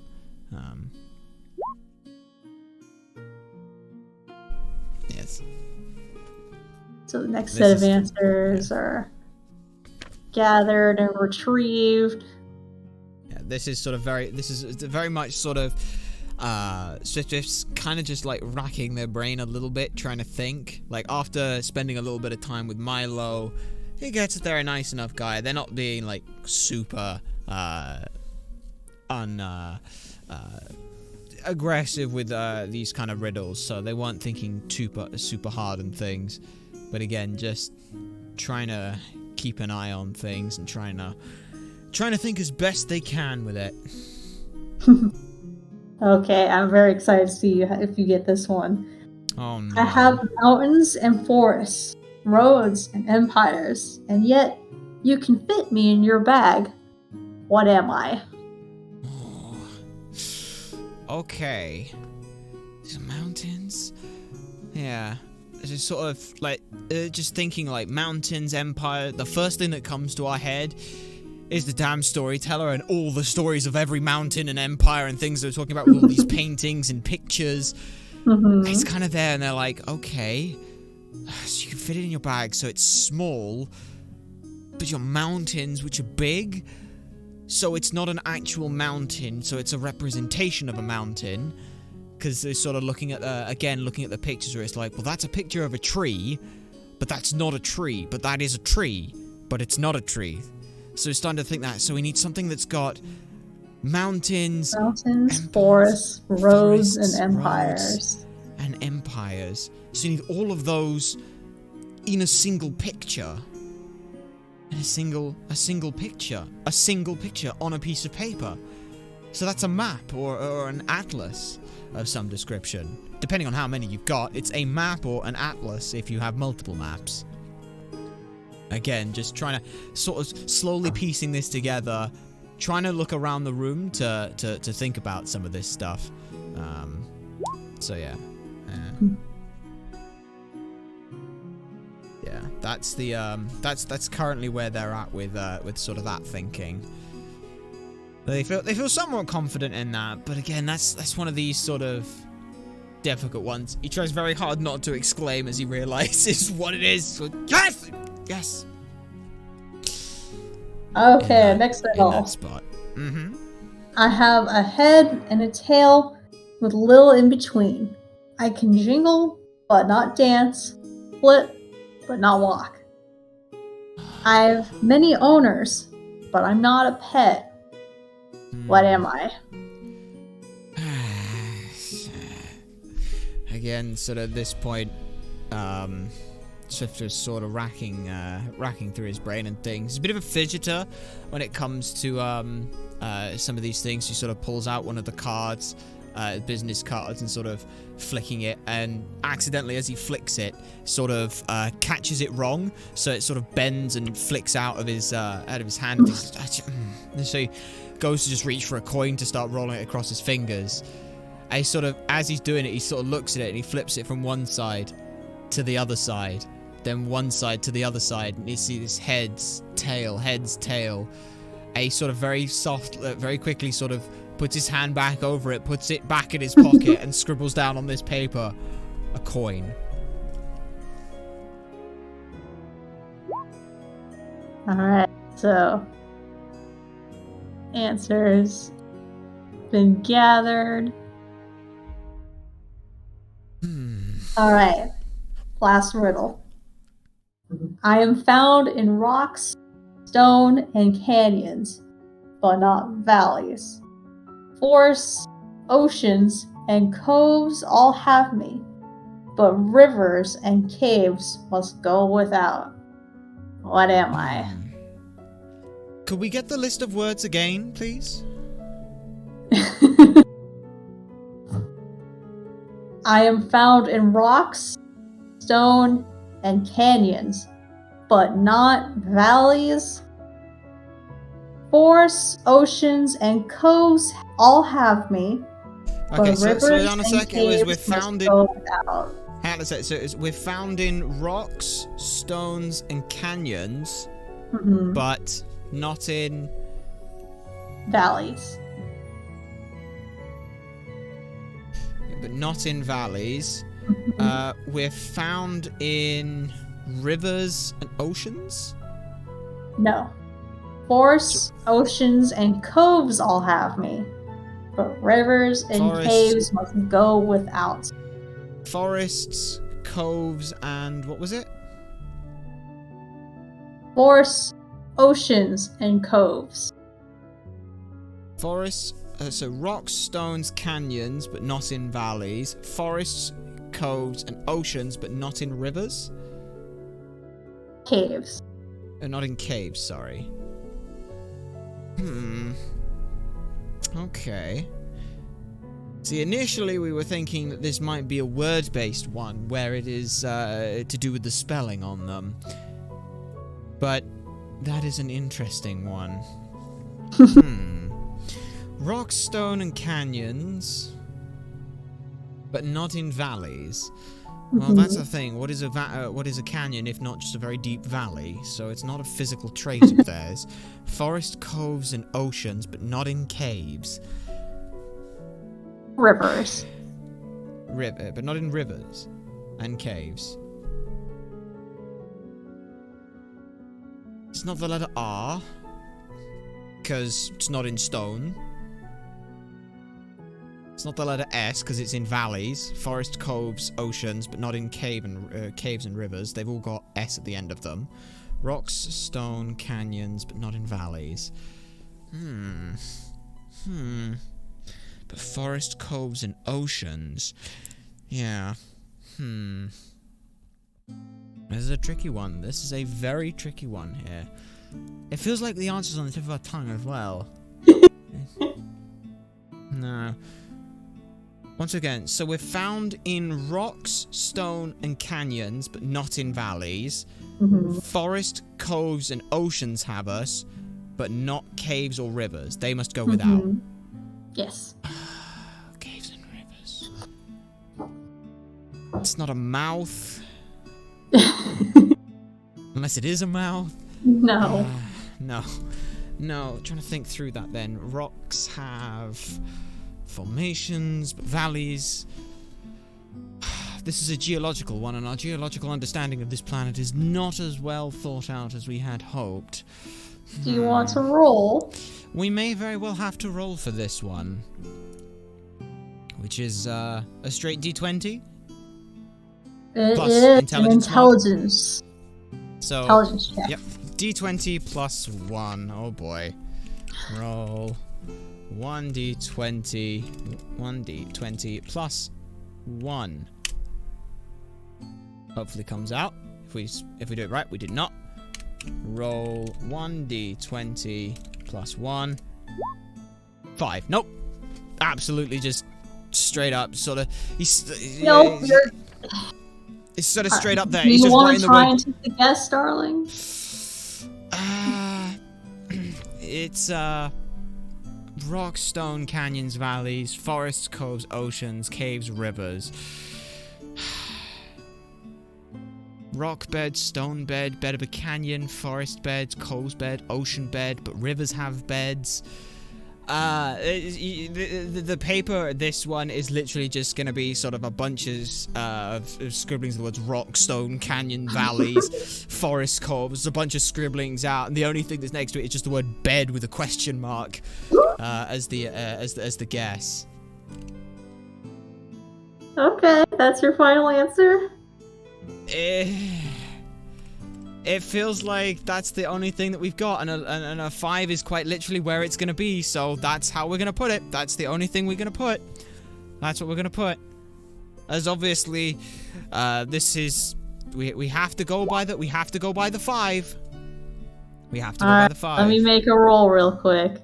Okay. This is to see how many other people get to point and laugh. 3 other people get to point and laugh at me. No, that's not what that is.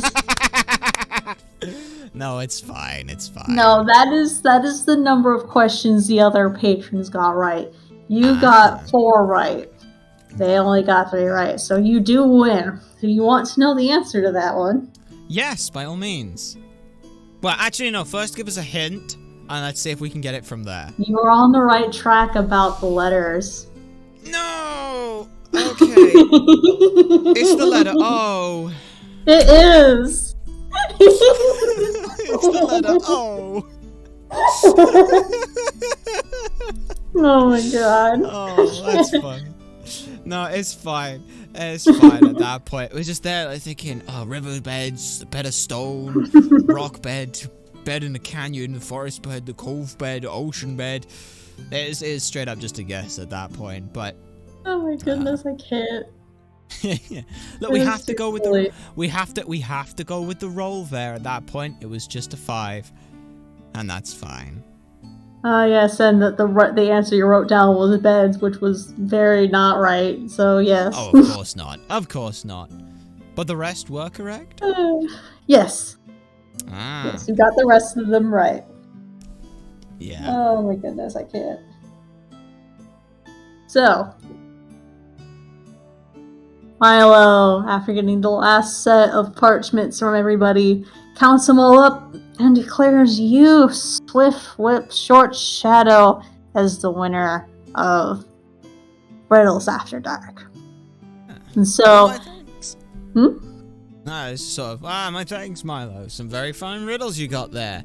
Tell me though, rock, stone canyons, not in valleys, forest, coves, oceans.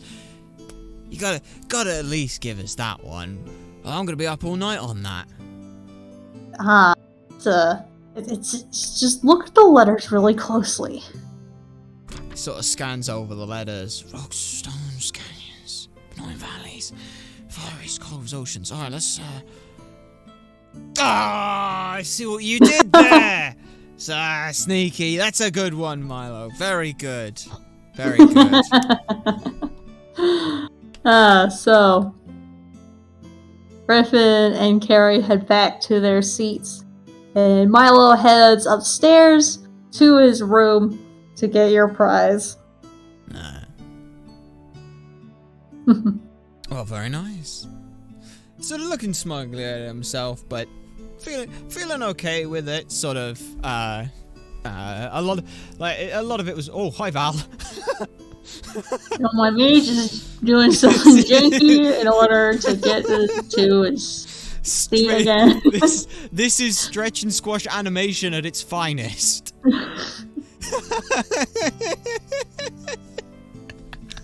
Don't mind me.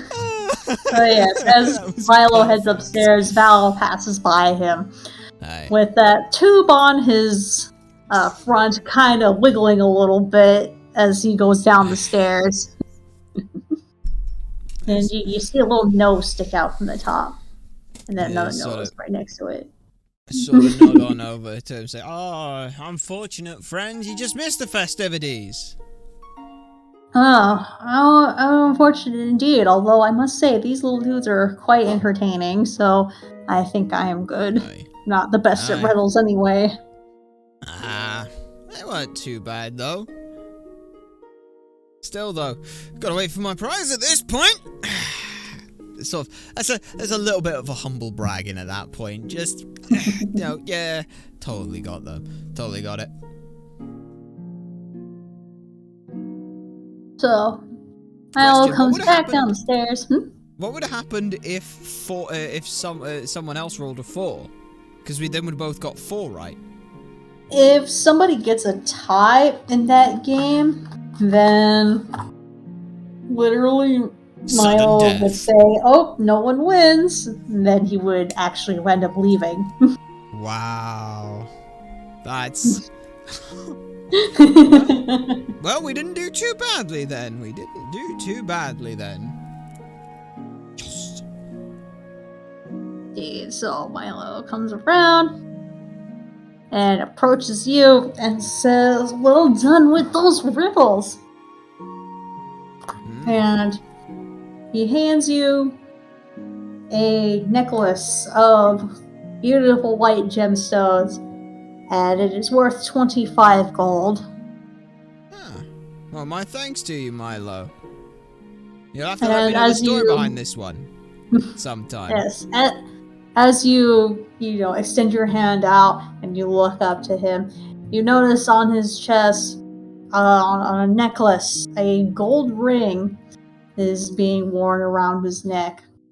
Mm-hmm. And you don't think too much of it. It just looks like a plain gold band. You just find it funny that he has it on his neck instead of just wearing it like a normal wedding band, because that's exactly what it looks like. Yeah. Yeah, like I said, sort of as we sort of do that and things, is sort of hand it. So you'll have to let me know the story behind this one some other time. Perhaps next time, eh, friend? Perhaps. Yes, as we sort of shake hands and things, and take that and things, and then sort of look over it, and then you say it was just it was a gold necklace with white inlets, or it was a white necklace? It's a necklace with silvery white gemstones. Silvery white gemstones. Gotcha. So that'd be like quartzy, pearly, rose quartz kind of thing, or like moonstone. Ah, moonstone. Very nice.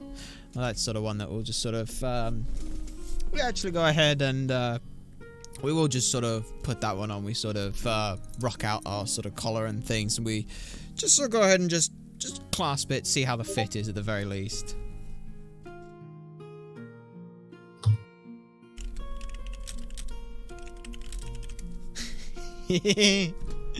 No worries. Yeah, and with that we'll just sort of make our way sort of back over to Val, sort of showed it off. So what do you think? Suits me. Sort of doing it sort of very over the top flamboyant, sort of showing it off. Val just raises an eyebrow and looks at you as if you're absolutely ridiculous, and tells you, I'm not that interested in stuff like that. It's like, you enjoy your shiny things, I'll stay over here with things that actually matter. Oh, and what things would those be, eh? And then he looks down as like one of the ferrets is like half dangling out of the pouch, and picks the little guy up. And he makes little dookie noises and tries to go up into his sleeve. It's like, these guys definitely rank pretty high up there, not going to lie. Oh, of course. Never would have disagreed with you on that one. Still though, it is still somewhat after dark and things. You gonna be down there for some nightcaps, or? Yes. Matter of fact, I would like some food. That would be very nice. And so he looks at the menu and decides to order some of the potato onion soup, or last, all the entrees have at least some kind of meat in them, and it's not really his thing. Aye. What were the, we saw some of the appetizers. It was the, there was the potato soup, there was the buttered potatoes, there was another one. It was a cabbage something? Sausage and potato soup. Yes. It was the cabbage. You want to know the entrees as well? Yeah, actually, yeah, we will. Okay, so on the entree menu, there is a cottage pie with ground beef, celery, and carrots with a layer of mashed potatoes. You've got peppered steak with roast vegetables and potatoes. There's also fish and chips. And sausage and tomatoes with bacon. We'll go ahead and take a cottage pie. It seems late enough into the evening where we'll do that, and we'll go ahead and we had a slight inkling to taste what this grog was that that Val had been not necking, but definitely seemed to have a fondness for before we go ahead and end the evening. Oh yes, go ahead. He enthusiastically shimmies his mug over to you. There's a little bit of that little jumpiness from the coffee that is starting to kick in. We'll get... No, we thank you for the charity, but that one's yours. We'll go and order ourselves one. Not to seem inhospitable. So you both let the dwarven waiter know that, so that way the kitchen can start making that up. And you can hear Olguk ordering the cooks in the back to start making those items for y'all. She kind of looks at Val funny as he, mentions the fact that he's not much of a meat eater. A bit of a foreign concept to orcs. Don't mind these elven folks. Yeah. We just sort of chat, keep things light, catch up on the day and things. I sort of apologize for not being too overly social to Val, but needed to keep looks up and things and talk around with some of the others, and hopes that this seems to this sort of fits well with their sort of idea of what they wanted. Just sort of touching base with them.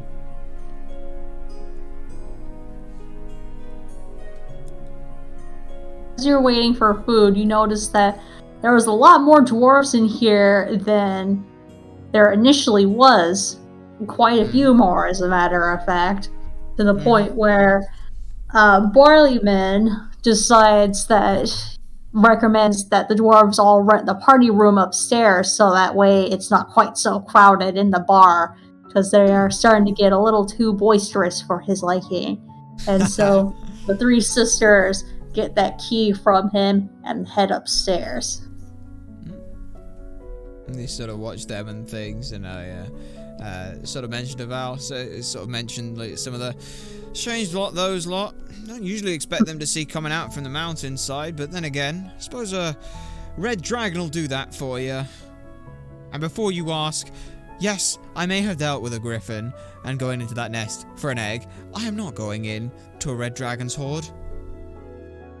I was not going to ask you to do that. It's a very jokey manner for it, rather than anything else. I love the the stretch and squish method, though. I mean, if you've got another idea, no. It's just very fun to watch. You just sort of imagine these dwarves slowly sort of stretch. They sort of stretch one leg forward and lunge across the room in this odd manner, seeming to stretch further than normal, and then slowly sort of back on through. How many dwarves did you say it was? We know that it was more than before, but before was only 3, so there are many numbers more than 3.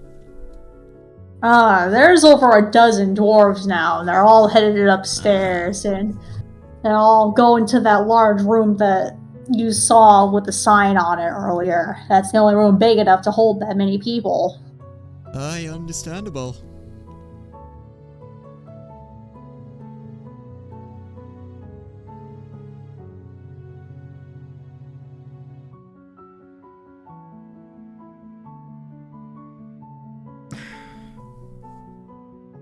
And then at that point, we're just waiting for foodstuffs, and interested to see just what this grog stuff is. We did get a whiff of it from when we were offered it from Val, though. You mentioned it was sort of very pungent coffee smell. Yes.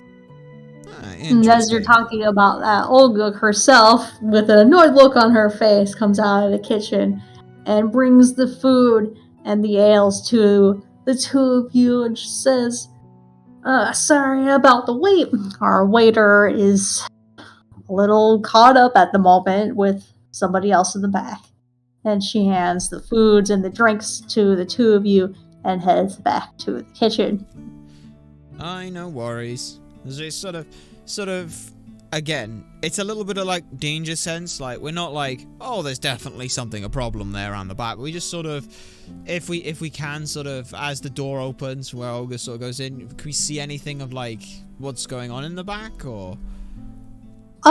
There definitely looks like a commotion back there. It almost looks like somebody is egging somebody else on, but you can't tell why exactly.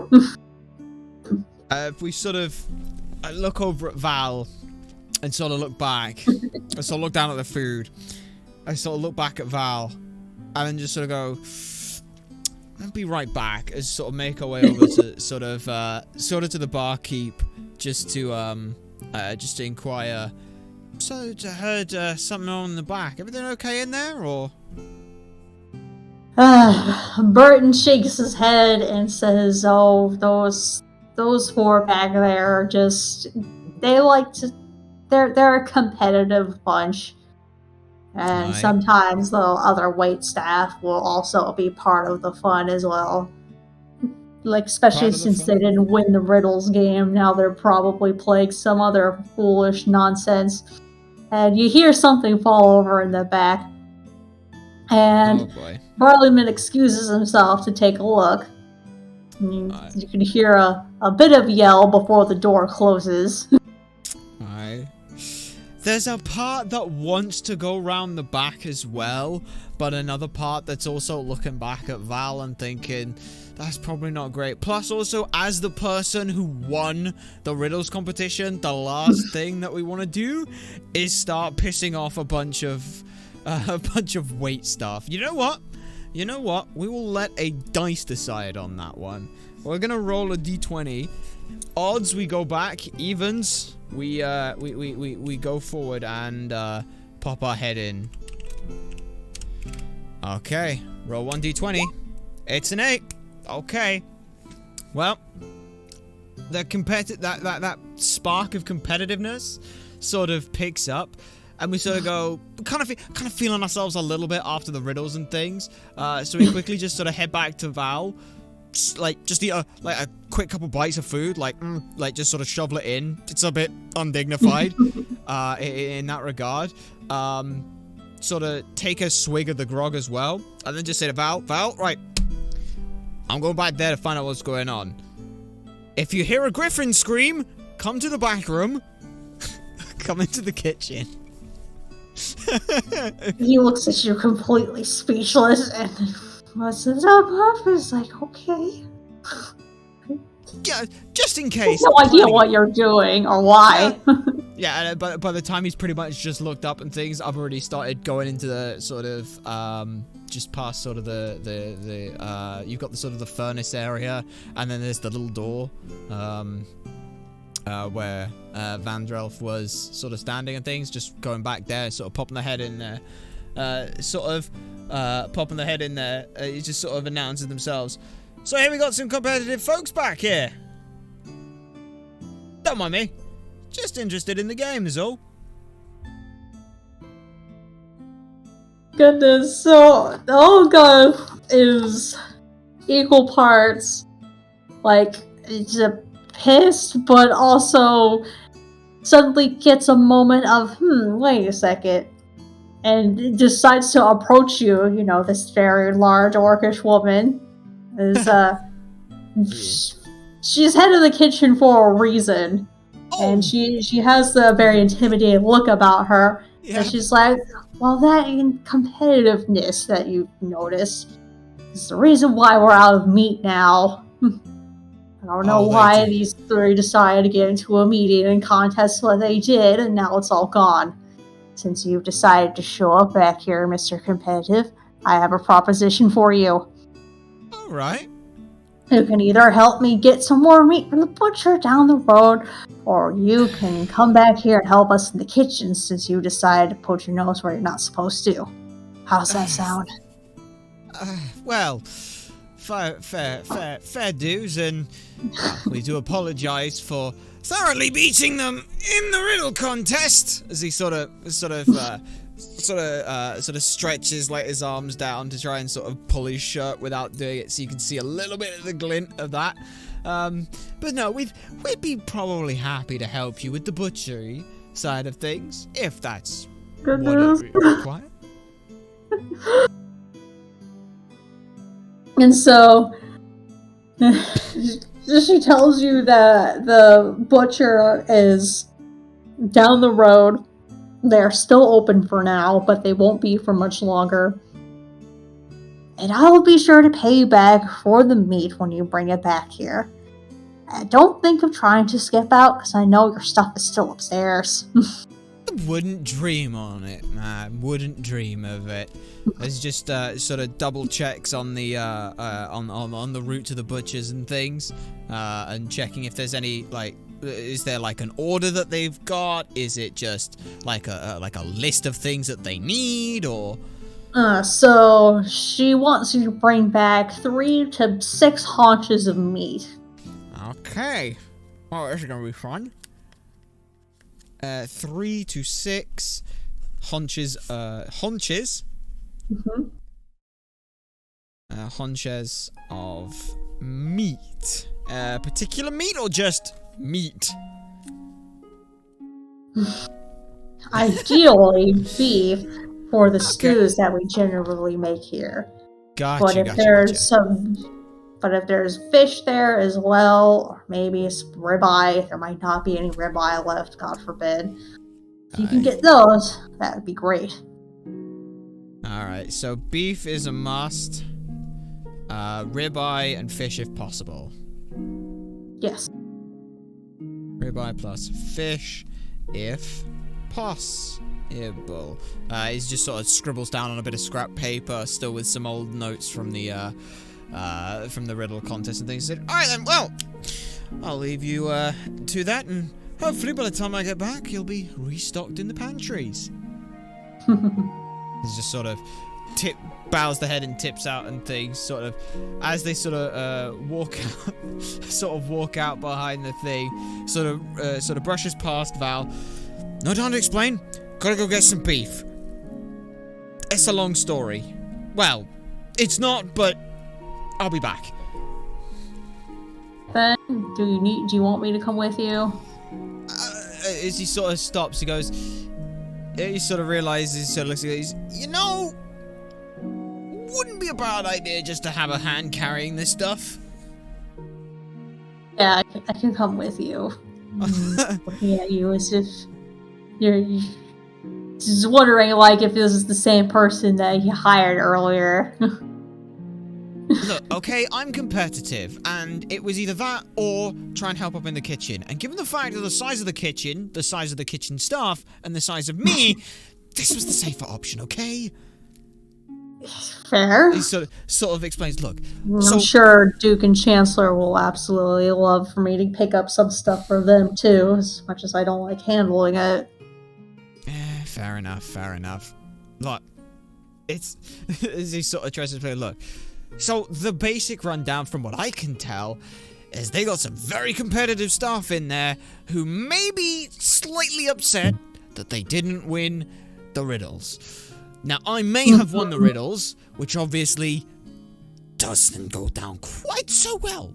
So, I'm now either offering to help pick up the meat that they need, or to, clear up in there. So I went with the option that doesn't put me in a room full of very irate orcs who are all upset at me.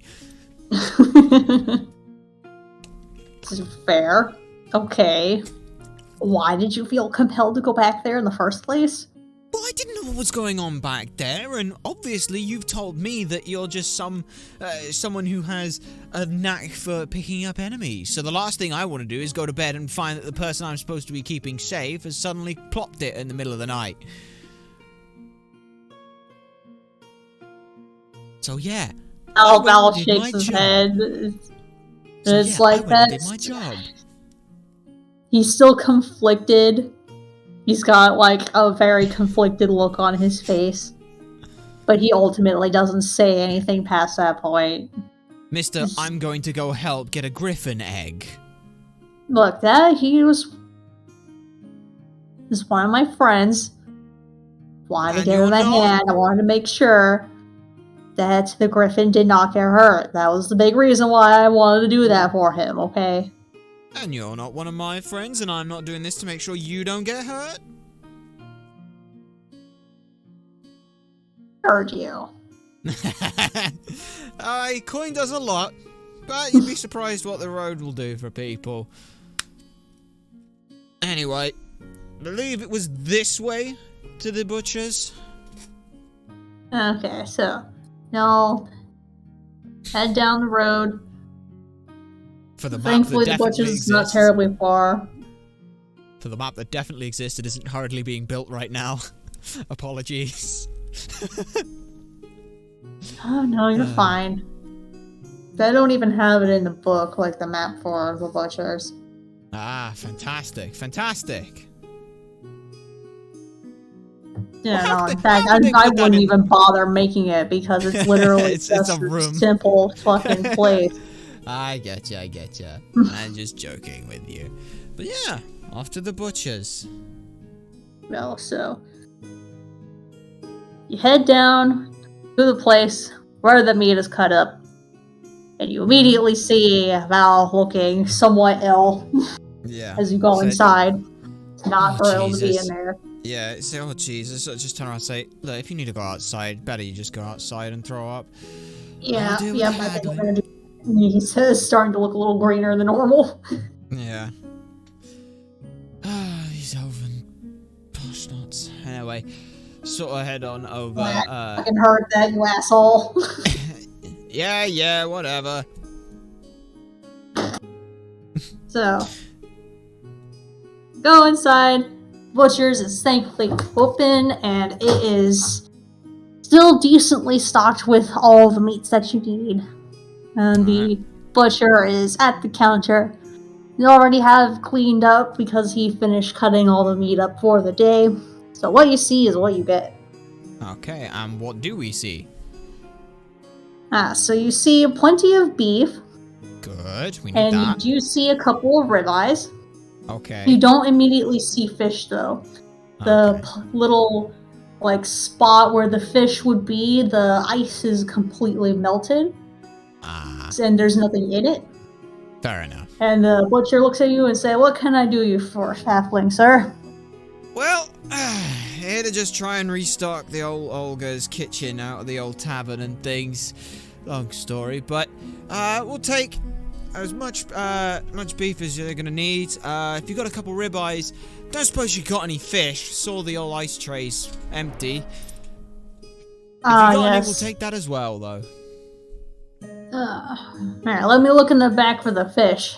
I usually don't keep it out for too long because the ice only lasts so long, but I'll have to check the back where it's a little bit colder, so that way it doesn't turn into a stanky, disgusting mess.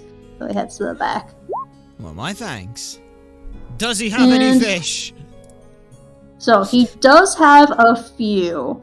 Oh. They're medium-sized. They're not like the best-looking fish, but they're still okay, still safe to eat. And We'll take he's a couple of got them, then. 3 of those. We'll take the 3 then. 3 beef, 3 beef, 4 cuts of pork, and the 2 ribeyes. So he gets that all wrapped up for you. Yep. And says that will be 2.5 gold pieces, please. Alright.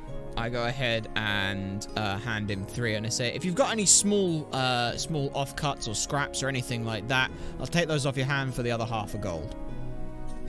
Are they for ferrets per chance? I could smell them from over here. They We're gonna might need just some happen organ to meat be. for those little creatures. If you've got it, we'll take it. Yes, I know a local man around here who's got a few of those stoats himself. Aye. And so he heads to the back and comes out with a few cuts of organ meat and a couple of smaller, like, say they're about quail size, little birds, so that way their ferrets could get some of the bones as well. And so he's got all that wrapped up and gives those to you. Alright, cheers. Give me a sec, because obviously there's a lot of meat and things. So sort of head back to the door. Firstly, I sort of toss Val the bag for the little stinkers. Second, we'll need a hand with this lot, because I ain't gonna get it all. And so Val already has like a large, like a secondary cloak that he keeps with him, and he wraps some of the meat in that and tries to tie the bag up as best he can so that way he can carry it on him without necessarily smelling the meat. So he puts that on his back. Yeah. Fair enough. And I'll just take whatever I can that's the rest again, sort of taking it as carefully as I can with an 8 in strength, but an 18 in dexterity, so I can at the very least balance it well. So just try and get that back, and I sort of see Val trying to muffle the sound or the smell. I just go, the stench of those ferrets, man. I'm surprised you can even smell the meat. I have a good sense of smell, even if you think that the ferrets smell bad. I still think this smells worse, personally. Hey, I never said they smell bad. I just said they smell strongly. There's a difference. Still, though, let's get this back before too much longer. Worst thing than a waitstaff of irate orcs is a waitstaff and the head waiter, full of angry orcs as well. As we squash and stretch our way back.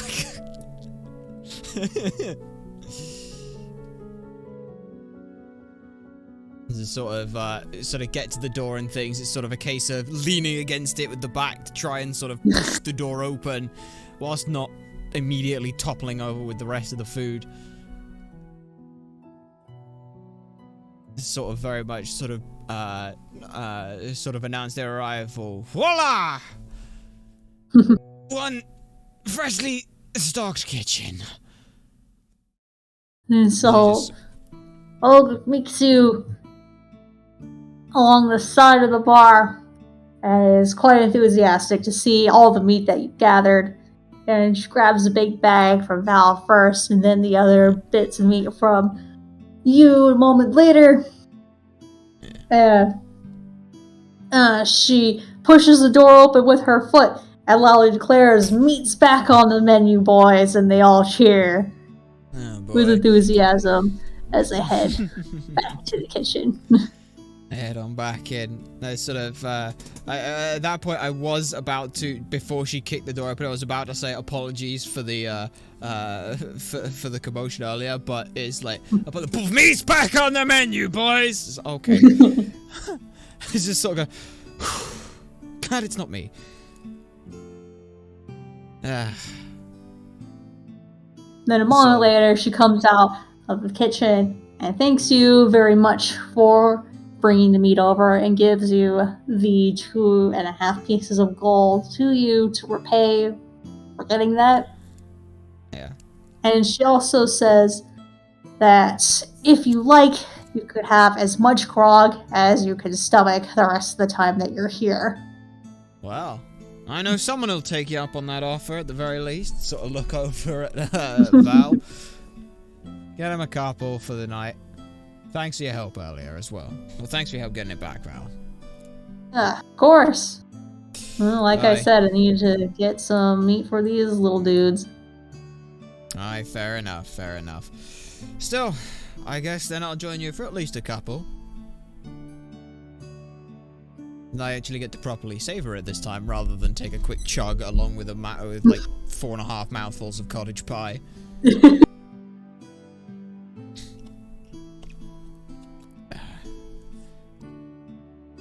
And sort of open up, sort of start talking about it. It's like, so yeah, I see you. You were eyeing me, feeling like something's different. Of course, it's gonna be different. Yesterday, I barely knew you. You were just some poncy fancy elf who decided to hire me. Now, you're a poncy fancy elf who I've spent a day with. That makes a difference. Like I said, it makes a difference. I suppose.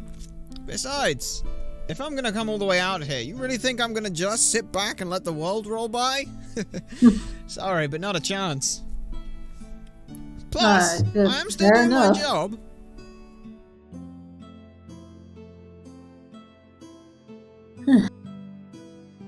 As we sort of enjoy the evening, I sort of retail some of the riddles to Val, just to show what he missed and things, and see if he can get them. Does Val get the 5th one? That's what I need to know. Does Val get? Yeah, let me roll for that one. That's all I want to know. Swift wants to know.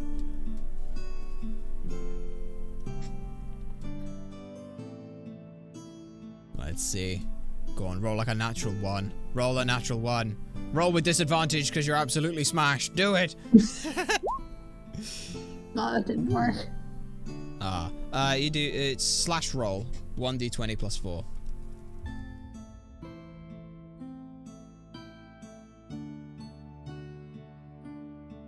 That ought to work it. But yeah. Oh, No, he knows. Oh, he knows. Fair enough. It's like the letter O. You heard that one before then? No. Nah, you definitely heard that one before. They sort of look at him a bit stunned. You've heard that I mean, one if before. I did, then I don't remember when or where I heard it, but I'm pretty sure it's letter O. It's the letter O. Anyway, sort of clink the drinks together and then not much more being any good at riddles. So how does the grog actually like taste? I know it smells as just this pungent coffee, which is an oxymoron or a tautology. So the grog is supposedly orchestra tea that is a mix of strong black coffee, amber, sugarcane spirits with nutmeg and cardamom. Alright. Nice. Whew. They sort of get through the first one of those and just sort of go, whew. Yep, definitely taste the coffee in that. Probably shouldn't have too many of those. I'll be up all night. Speaking of, it's been a good long day. Don't go getting yourself into too much trouble. I'm gonna turn in for the night. Gotta keep well rested. As you say that, you hear pounding from up above and quite a loud ruckus, which you can only imagine can be from those dwarves from earlier. Sounds like it. Let's see. Good luck going introducing yourself to them if you feel like it, but yeah, dwarven folk. Don't know much about them, but hey, sounds like they know how to party at the least. Oh yes, they do. Sort of, yeah. You had much running with dwarves then? I thought you were I work with a few dwarves. Forgive my abruptness, but I thought elves and dwarves had the whole bad blood thing, or is that kind of one of those stories that gets told and misrepresented and then, well, just ends up being flat out false? Well, initially I didn't have much, like, exposure to anybody once upon a time, but when I took on the job I took on, I met quite a few more peoples than I even imagined existed, that I never could have thought that I would meet in my life, but it's wild how many people you can meet when everybody has to come together to fight for something. And he starts getting like this faraway look, and he starts smiling as he's talking about like the people he's literally been in battle with. But then he shakes his head and says, "So I've definitely worked with dwarves before. They are definitely reliable." Well, I'll take your word for it. Not that I have any bad blood with anyone at this point. Still, though, like I said, I'm gonna try and get some rest at the very least. Don't do me what I do and pop your head indoors you're not supposed to. Planning on it. Sure.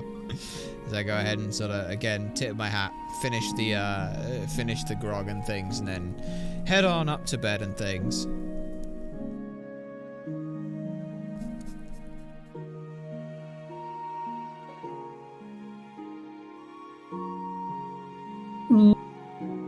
Hey, you did it without the stretch and squatch this time.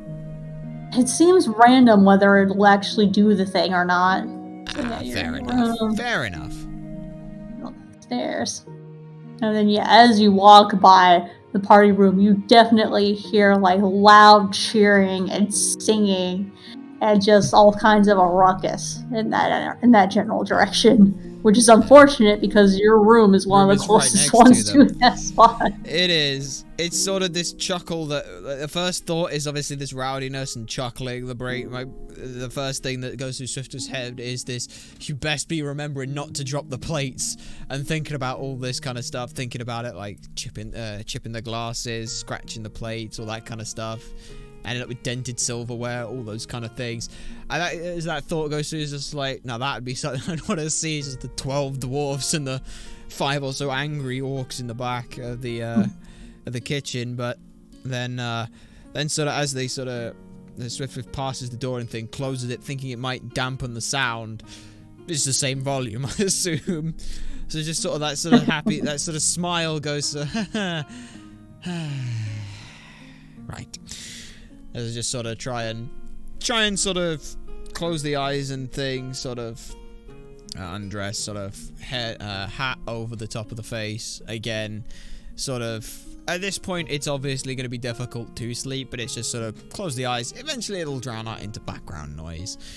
Or it won't, you know, one of the two. One of the two things is going to happen. We'll find out which one. Yes. So you slowly try to drift to sleep. And they're still pretty loud, pretty rowdy. But you're starting to relax a little bit. And, you know, you think maybe, just maybe, I'll be able to finally catch some Z's after an exciting day. Alright. Now, hopefully we do. As Val squash and stretches their way up the stairs. It's still funny every time. It's still funny. It's like I have to do it a few times before it then gives me the option to like drag and drop normally. Fair enough. It's all good. Yes, you can hear somebody walk by your door briefly. And then you don't hear walking anymore. Okay. We just sort of, again, it's a tough. So you find yourself just drifting off to sleep. Yay! Eventually.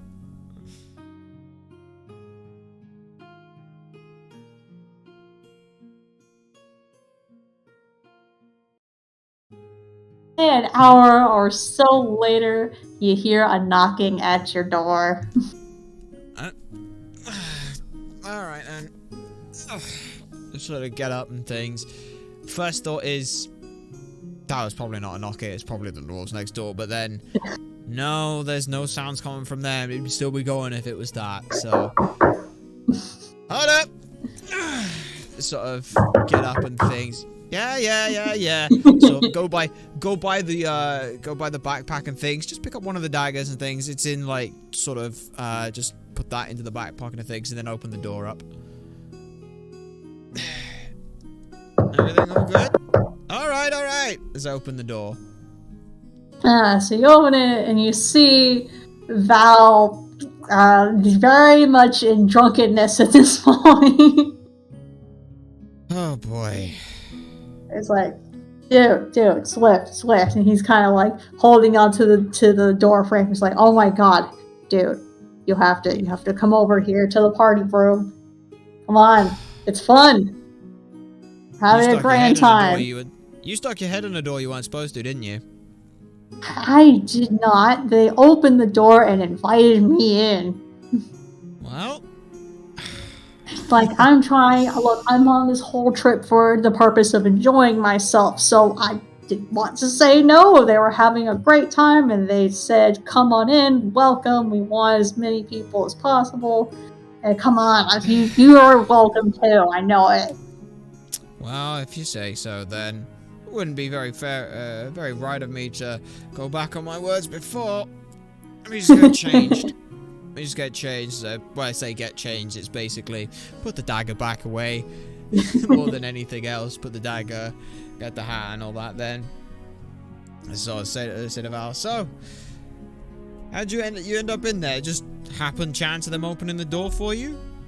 Literally, I was just walking by to my room, and then somebody peeked their head out when they heard me walking out there, and they said, oh hey, well, we recognize you from downstairs. You want to come in? We're having a great reunion, and we're telling stories about our adventures, and you look like somebody who's still on some adventures, which is kind of true, so I I've said, yeah, I wanna hang out and hang out with some peeps, and so all I right. did.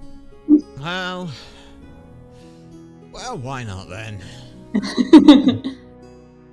This just sort of makes the way back on into the party room. Party room. So that's what yes. the P stands for. What does the M stand for? That is someone else's room. Okay. Good to know. So you head into that room, and there is just all kinds of merriment with all of the dwarves there. It's well over a dozen of them. And they're just having a grand old time eating, drinking, and just saying all kinds of stories. And there's a few songs happening between a couple of groups, and it's a grand old time. Certainly appears that way. I sort of make eye contact with the three I saw from before downstairs and things, and sort of gesture to them. They are playing some music in the room and having a nice time as well. Oh, one moment, please. Thank you very much for the follow here. Distal Place. Very much clear. Coming to lurk with you. Well, thank you very much. Welcome to the One Shot Tavern Hop. We hope you enjoy yourself here. Thank you very much. Gee, I wonder who that is. I don't know. I do not know. I know who that is. Well, I do. Thank you very much for stopping by. Yes. So yes, where were we again?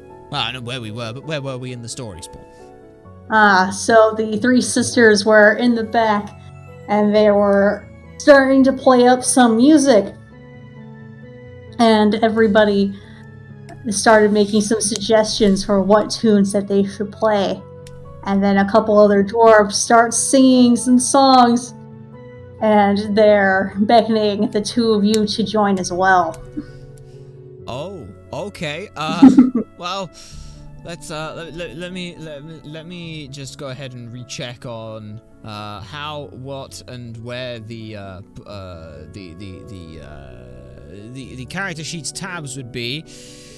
Performance and stuff is a 0. That's fine. That's so all you need is a charisma roll. A flat charisma roll, right? A charisma roll. Okay, well that is just one roll, 1d20. That is a middle of the pack 10. That is totally fine. Okay, I'll go ahead and roll for Val as well. Oh boy. Would that be with advantage or disadvantage due to being absolutely hammered? I'm going to say neither. It's an advantage because you put your full body into all of the moves you do. It's a disadvantage because you're hammered, so it works out as nothing. That's fine. We had the middling of the pack average. Yeah, he can't sing word shit. Aye. So, in his drunkenness, he's not really able to say words particularly straight, but you're doing a much better job at singing than he is. It's less singing and more just keeping the rhythm with everyone else. It is. It definitely is. Got nothing for anyone else. It's sort of leading about. Foul. It's stomp, stomp, clap, clap. Stomp, stomp, clap, clap. If you can't even do that, come on. Oh my goodness. So yes, as you're banging on the tables and stomping on the ground, you start singing old dwarven songs about the kingdoms and mountains and halls. Do you actually want to sing along with this? We don't really have the cadence for singing, nor do we know would Swiftwisp know the song? Don't think so. And we'd stick with less with singing the song since we don't know the lyrics, and more just keeping the rhythm as everyone else's as well. Sort of jeering when it crescendos coming in with everyone else. It's more of a choral effort with everyone than a soloist. Oh yes, and Val is not able to sing at all whatsoever. Like half his Nope. words are slurred at this point. You don't know how many drinks he's had, but it's probably equivalent to what Scylla gave him in the last tavern. Yep, we've seen him in this state before, so that goes well. Ay. And so even though neither of you sing particularly well, they're still happy to see you being enthusiastic and having a merry old time. Well, I'm very glad to be able to hear that and things, as obviously as it sort of the song builds to its final crescendo and things, sort of cheering and singing along and sort of raising the glasses up at the end and things. At this point, my concern is just Val is once again absolutely hammered. Oh boy, that's 2 nights in a row. Like, as much as, like, this whole thing is, like, a fun and experience and stuff, you gotta at least be able to remember it to tell of the fun you had. Indeed.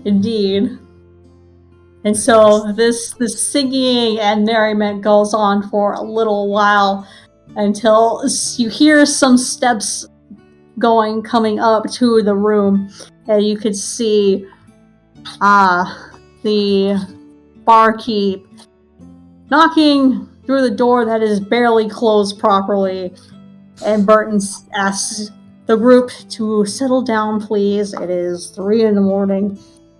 and some of our patrons are trying to sleep, he says with a tired look in his eye.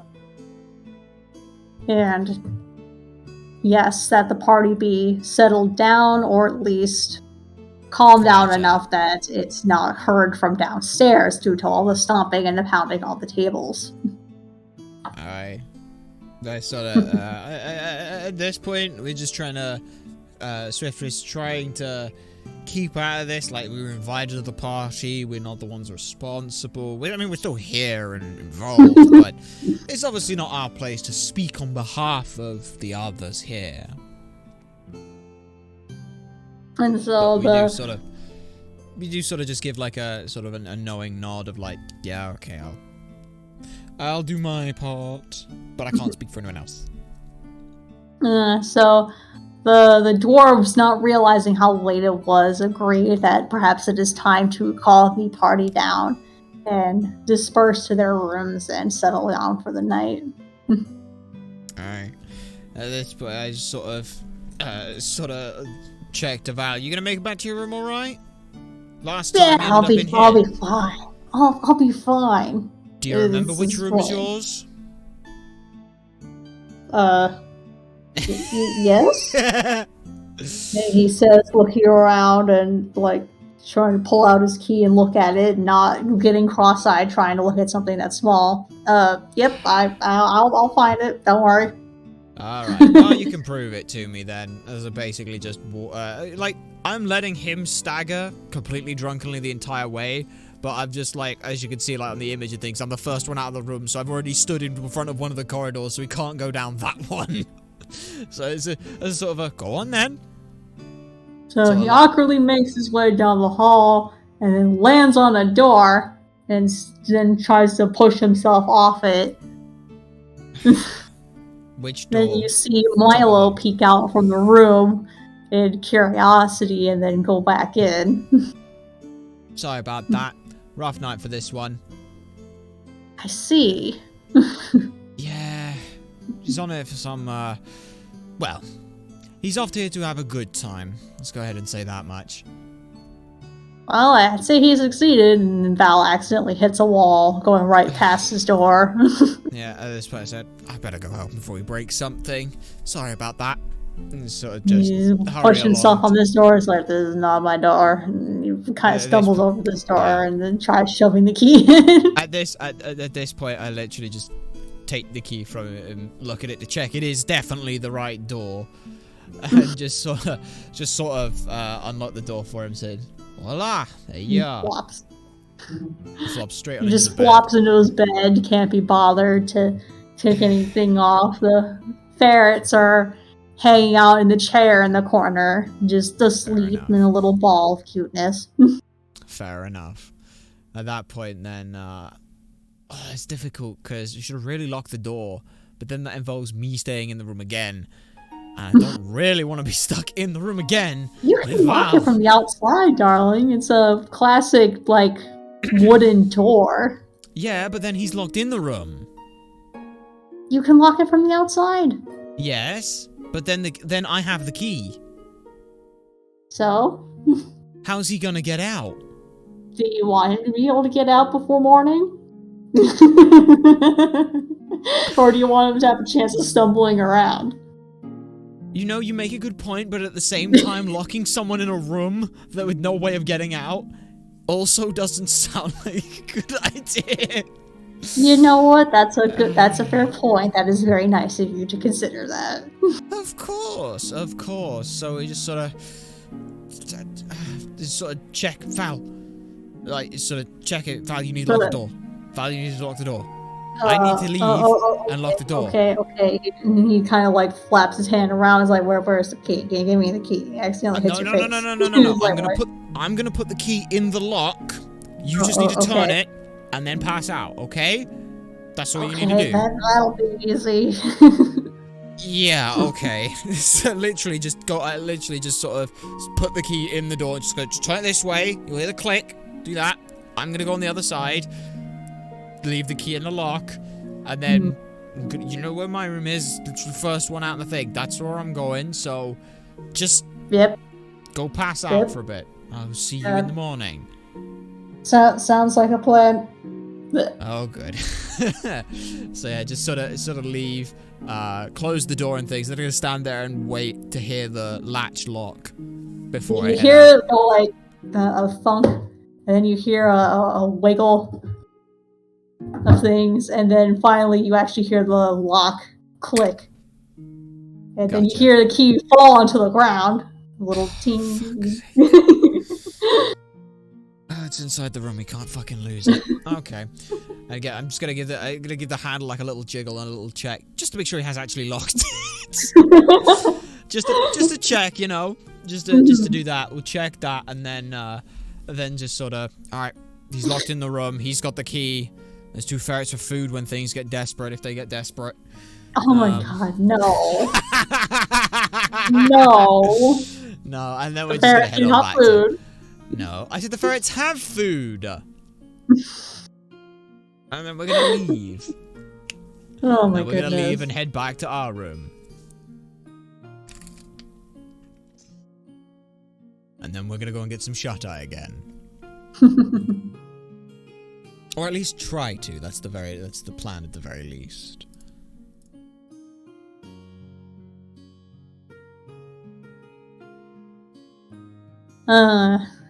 You head to bed, you go back to sleep, and it seems like everything is as it should be, entirely normal. All's good. That makes for a very simple situation in the evening, and again we're just sort of thinking back over some of the stuff, the jovialness of the dwarves, and sort of feel up the necklace and things, just sort of hold it out, take it off, and just sort of hold it in the hand, just to get a little bit of the look in the moonlight and things. That'll then we'll just drift off to sleep and things. Okay, so rest of the evening goes normally. No angry griffins. No angry griffins. And no griffin calls either. That's just gonna be the big bad evil guy for this. At the end of this, it's just a giant griffin bursts through, talon pointing at one of us. You stole my egg.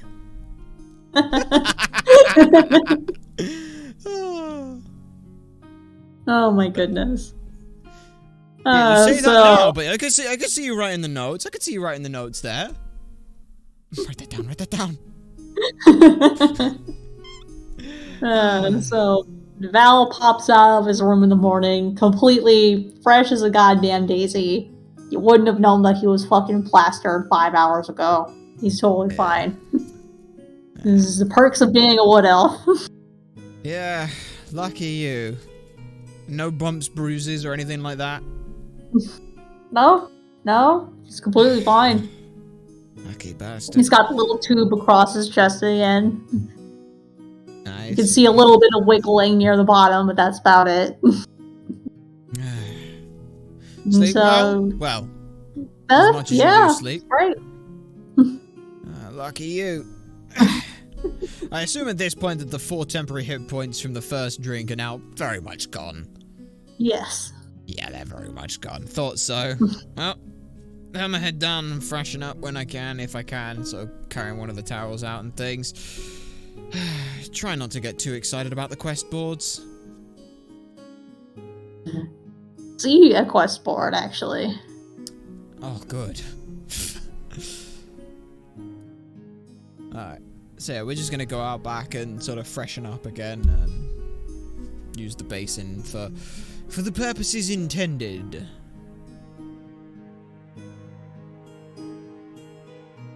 Gonna have to do the squish thing again. Stretch and squish and squash and whee!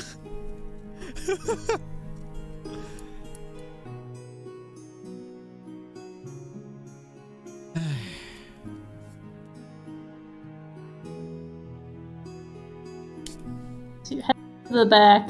Mm-hmm.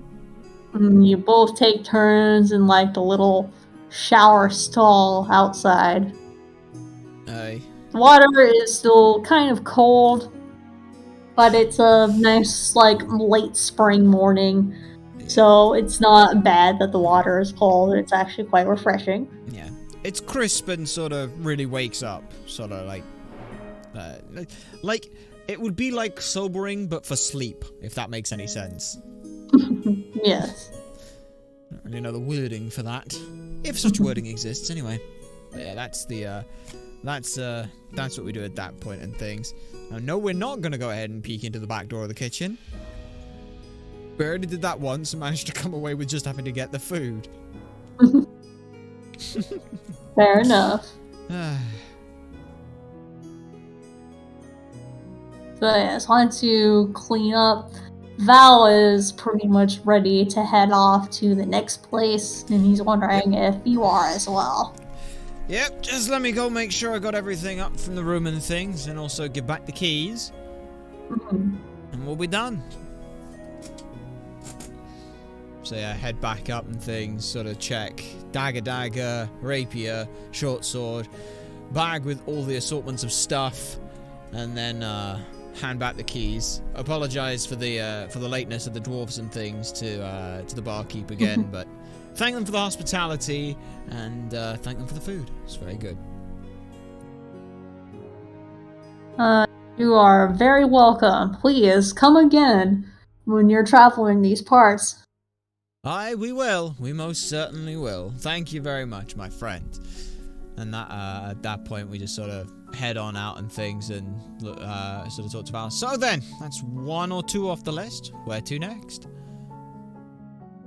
Well, I have to look at the list. It's like, which one is the next closest one? And he starts shuffling through the papers and is looking at the names and quizzical pondry. And he's like, is that no way? Okay, let me see what. And then as he's looking through the paper, that is where I will say that closes the session for today. Well, that was most certainly indeed a very fun session. We thank you very much for your time. We hope you've enjoyed it as well. It was a lot of fun. Indeed. Well, we shall now go ahead and close things on out. So thank you very much, and hopefully we'll see you again in, 1 to 2 weeks' time. We'll say, we'll let you know on things as and when those come about. Yeah? Wait, you're level 3 now. Oh, okay. Well, we'll go ahead and sort that out in between things then. So we can go ahead and sort that out. But that will do it for now. So thank you very much, Castleford. It has been a pleasure as always. Indeed. Alright, well, we shall see you next time, whenever that may be. So, thank you very much, everyone. before turning on up then. This has been a lot of fun. We definitely had a lot of fun this time. When we'll do the next one, not entirely sure when that's going to be, but we will obviously let you all know as and when those things are available to us, because times change. It's not just ourselves at this point. We do also as well have Castleford to be able to sort out on the time frame. So that's then. But for now, that is where we're going to go ahead and end things off. Thank you very much, everyone. It has been a lot of fun to be back here once again doing this. Hopefully you've enjoyed as well. And until then, our name has been Ultrasonic Blur. Thank you very much for watching. Thank you, Castleford, once again for being the Dungeon Master of this session. We hope to see you next time, for whatever that may be. Until then, take care.